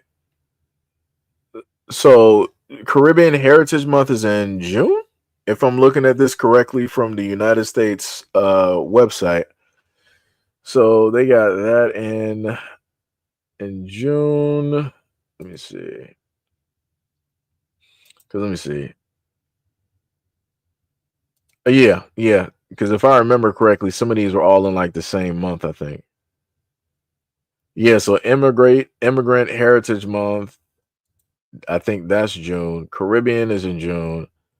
Gay Pride is in June. Military Appreciation for Veterans. I can't even give you a what's the name. Why do they not just have? Did somebody actually make a list? Thank you. Wait, what? What? Okay, so July is Disability Pride. Wait, Disability Pride Month. That just sounds weird. September is Latin. I don't like the terminology Latinx. Latino Hispanic Heritage Month. October. Wait, how old is this?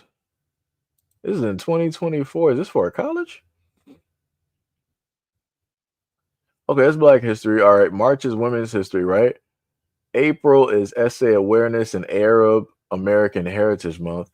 May is Asian American and Pacific Islander Heritage Month. Mental Health Awareness Month. Jewish American Heritage Month. June is LGBTQ plus Pride Month and Juneteenth. July is Disability Pride Month. September is Hispanic and Latinx Heritage Month. October is LGBTQ plus History Month. What? So you got 2 months? How does a lot of people got two? How does this work? National Disability Employment Awareness Month.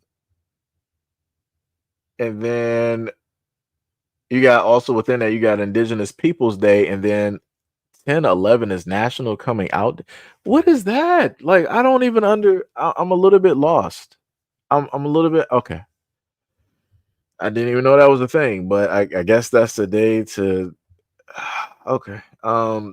November is Native American Heritage Month. Then you got 11/8 is National First Generation Day. I don't even know what that is. 11/20 is Transgender Day of Remembrance. December is International Day of Persons with Disability. So technically, the disability, they got like 3 months. If I'm adding this up, and then technically the LGBTQ plus have about 3 months technically, because in March they have International Transgender Day of Visibility. And then June is LGBTQ plus Pride Month. And then October, you got LGBTQ plus History Month, National Disabilities. So how is it? I'm just trying to wrap my mind around the fact that people were complaining just about Black history, but everybody literally has a day. Everybody has like a day in a month. But for whatever reason, the thing that really irked people's nerves is Black history. And I'm like, that's the shortest month out of the year. Like, what do we What are we doing? Like, how are people mad? Oh, I got it. The reason why people mad is because a lot of people are racist. Because nobody's mad at the Caribbeans. Nobody's mad at like the Irish or the Scottish or anything like that. Nobody's mad at the disabled. Nobody's mad at the Jewish month or day. Nobody's mad at the Arabs or anybody. Everybody's always fixated and angry at Black history. Like I said, you gotta sit up there and spot that, because a lot of these people is like, oh, but why doesn't everybody else has it? Everybody else does have a day. Everybody else literally has a day. Like, it's crazy. Joyce, hey Joyce, what is up? What is up? You said breast cancer awareness month is October. Yeah, they didn't list that. That's the crazy part. They didn't list that directly up there, which is crazy. D Money said, wait, so they got 2 months and a national come out day? Yes. I didn't even know it was a such thing as a come out day. I didn't know that was a thing. I'm not sure if that means that is when people directly decide to come out. Like, there is actually a specific day that like I said, this is new to me. I don't know how any of this works, but hey, it'll be like that.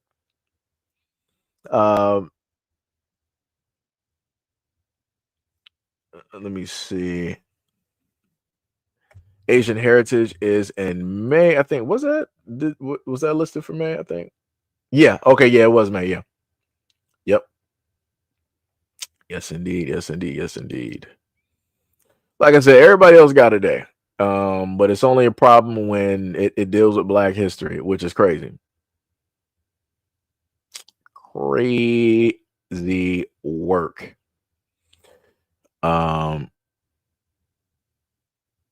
Yep, D Money was like, and yet everybody has a problem with us having the shortest day. That's facts. Sam said German folks festivals are a month. Oh yeah. Oh yeah. You said you don't know why you sitting up there eating a cup of ice. I mean, I used to sit up there and do that playing Call of Duty. I used to do that sometimes.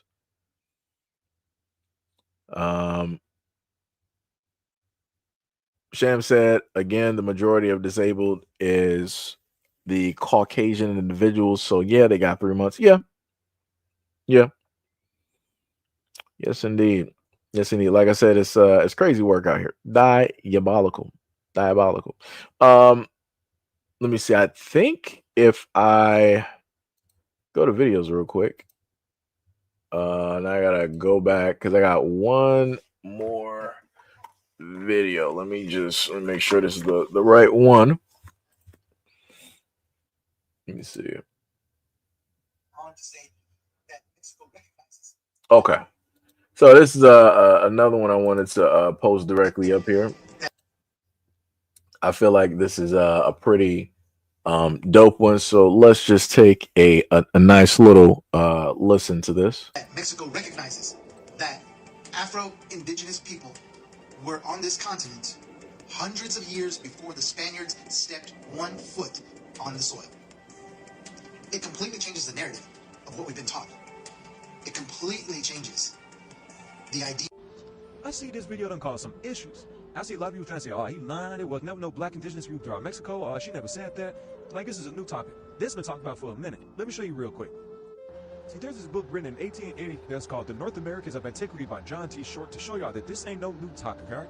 And it says on page 189, when it talks about them, it says that the remnants of some of which are now in the Indian Territory and others in the Northwest until we reach the dark-skinned Cauls of Kansas, who are nearly as black as the Negro. It says the Indians in Mexico are known as the black people, an appellation designed to be descriptive of their color. Violet Leduc is of the opinion that the builders of the great remains of southern Mexico and Yucatan belong to 2 different branches of human family, the light-skinned and the dark-skinned race respectively.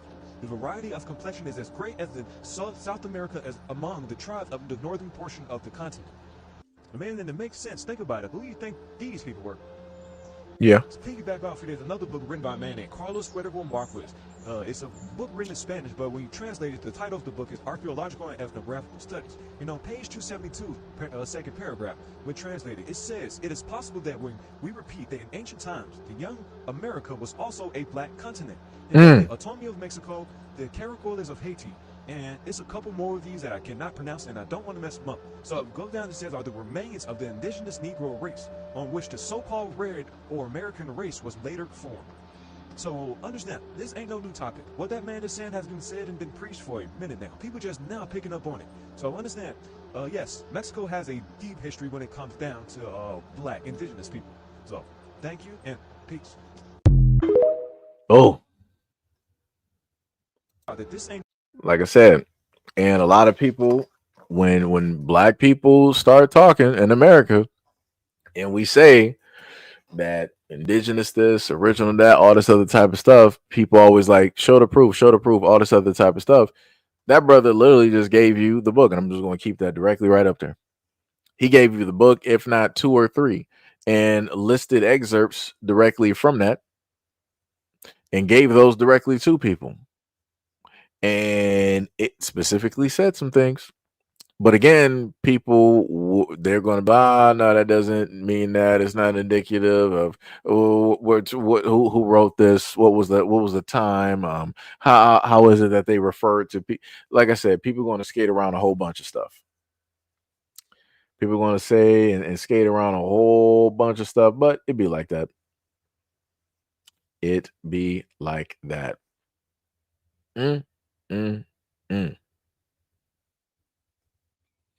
Like I said, it be like that. But yeah, pretty much. I want to say that is about it, at this moment in time. Directly for this live stream, what we do? We did about a good 3 hours at this moment. They're pretty good. Pretty solid. Much love, respect, and appreciation to any and all of those who pulled directly up to the scene. Shout out to you guys. Again, shout out to the trolls. Always sitting up here, doing what it is, that you sit up here and do every single day. Just showing up to the scene for no reason. Could have been anywhere else, but you opted to be right here with us. Crazy work. 100%. Much love, respect, and appreciation to all of my moderators as well. Thank y'all for the great, spectacular, awesome jobs, that you guys do every, single day, pulling up to the scene and everything. As D Money would say, shout out to the regulars. Shout out to the regulars. Shout out to the subscribers. Shout out to the members of the channel. Much love, respect, and appreciation, and shout out to any and all of those who have donated, past, present, and also in the future as well. It is currently, I'm just trying to close down some of these windows. It's currently 8:40, June 2nd. Well, at least my time. So yeah, go out there and have a good day. Go out there and get your feng shui, directly in order. Spend time with your family, your friends, yourself. Probably catch up on a movie, anime, something like that. Go play a game and everything like that. And go get yourself right. Sham said, "Yay, video game chat." We just about video game chat. Sham said, "You disappeared for a long time." Let's play. D Money says, "Shout out to the trolls and missed them at the same time." Yeah, that's bars. That's bars. Technically, I've been technically no life in Diablo. I'm not sure. Do you have Sham? Do you got Diablo 4? Let me just take that down real quick. You got Diablo 4? Technically, I'm talking to her by way of this live stream. I could easily just type her on Steam. I haven't even been on Steam in a minute.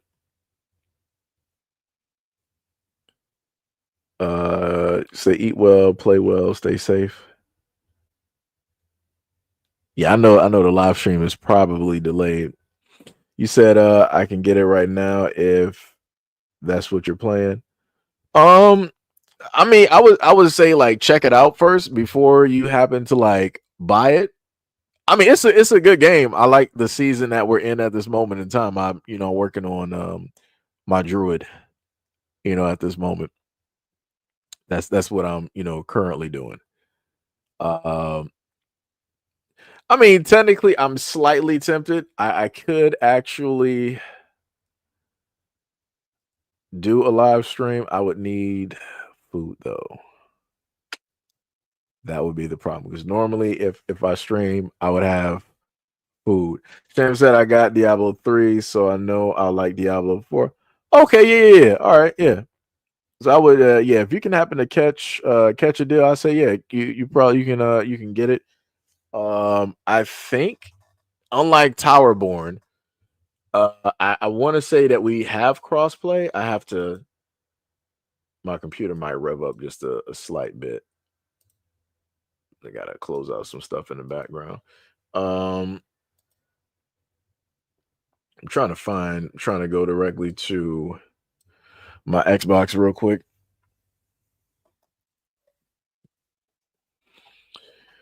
Do. I forgot. I gotta make this a little bit smaller again. That's why I like having the window. There we go.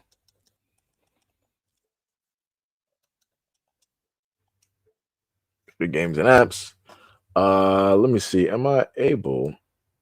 Oh, because I'm not streaming it directly from what's the name? How am I streaming this again? Oh yeah, I would have to do the virtual cam, right? Virtual and then wow, I don't know why I showed up like that. That's crazy.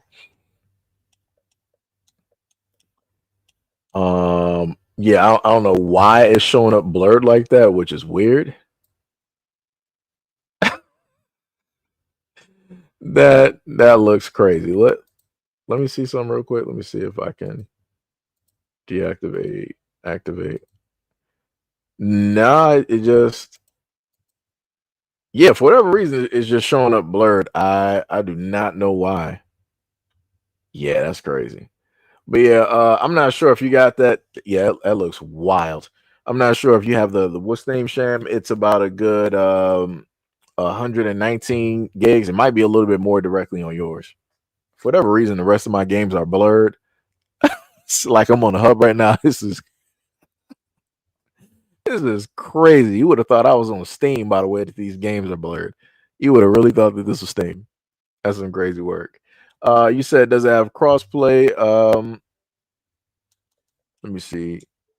Manage add-ons. Yeah, that's I don't know why the blur effect is there. Let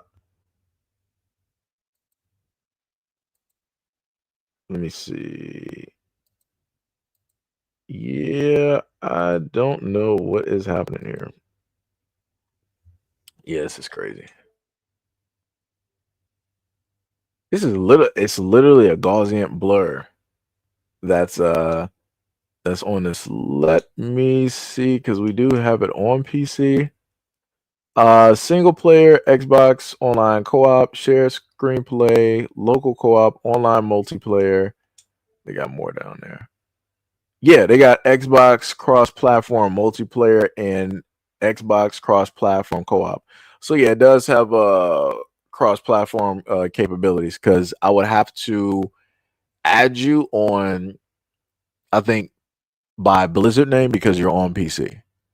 So we would have to do it that way. So if you got a Blizzard account, you can just write it to me on Steam, and then I can just, add you or whatever. Oh, you said your main drive is a 2 terabyte. You said, "Oh, I got a 5 terabyte." So I'm good. Yeah, you just see you see you got all the stuff over there. Hack said, "Peace. I'm on." All right, Hack. Much love, respect, and appreciation. Much love, respect, and appreciation. But yeah, I don't know. Maybe I might do what's the name? I might do a game stream. Maybe I might do that around I don't know. Maybe I might do it now or maybe around 12 or something. I don't know. Because I know my what's the name is going to rev up because I'm going to have to do it through OBS. So my capture card is going to be, running. And then I know my Xbox is going to be running too. So that's going to be, those two things happening at the same time. Sham said, "LOL, don't be hacking though. I just got good hardware." Nah, you be hacking. Sham said, "Okay, let me see if I can recover my account."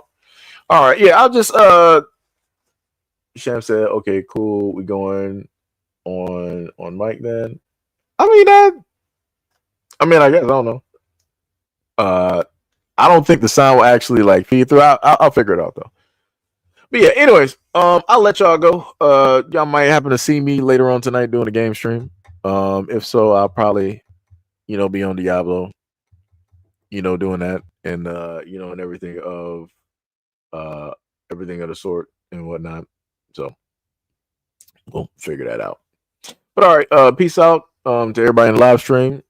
Shout out for y'all staying here for so long and listening to me. And I catch you on the next live stream and or video. Peace out.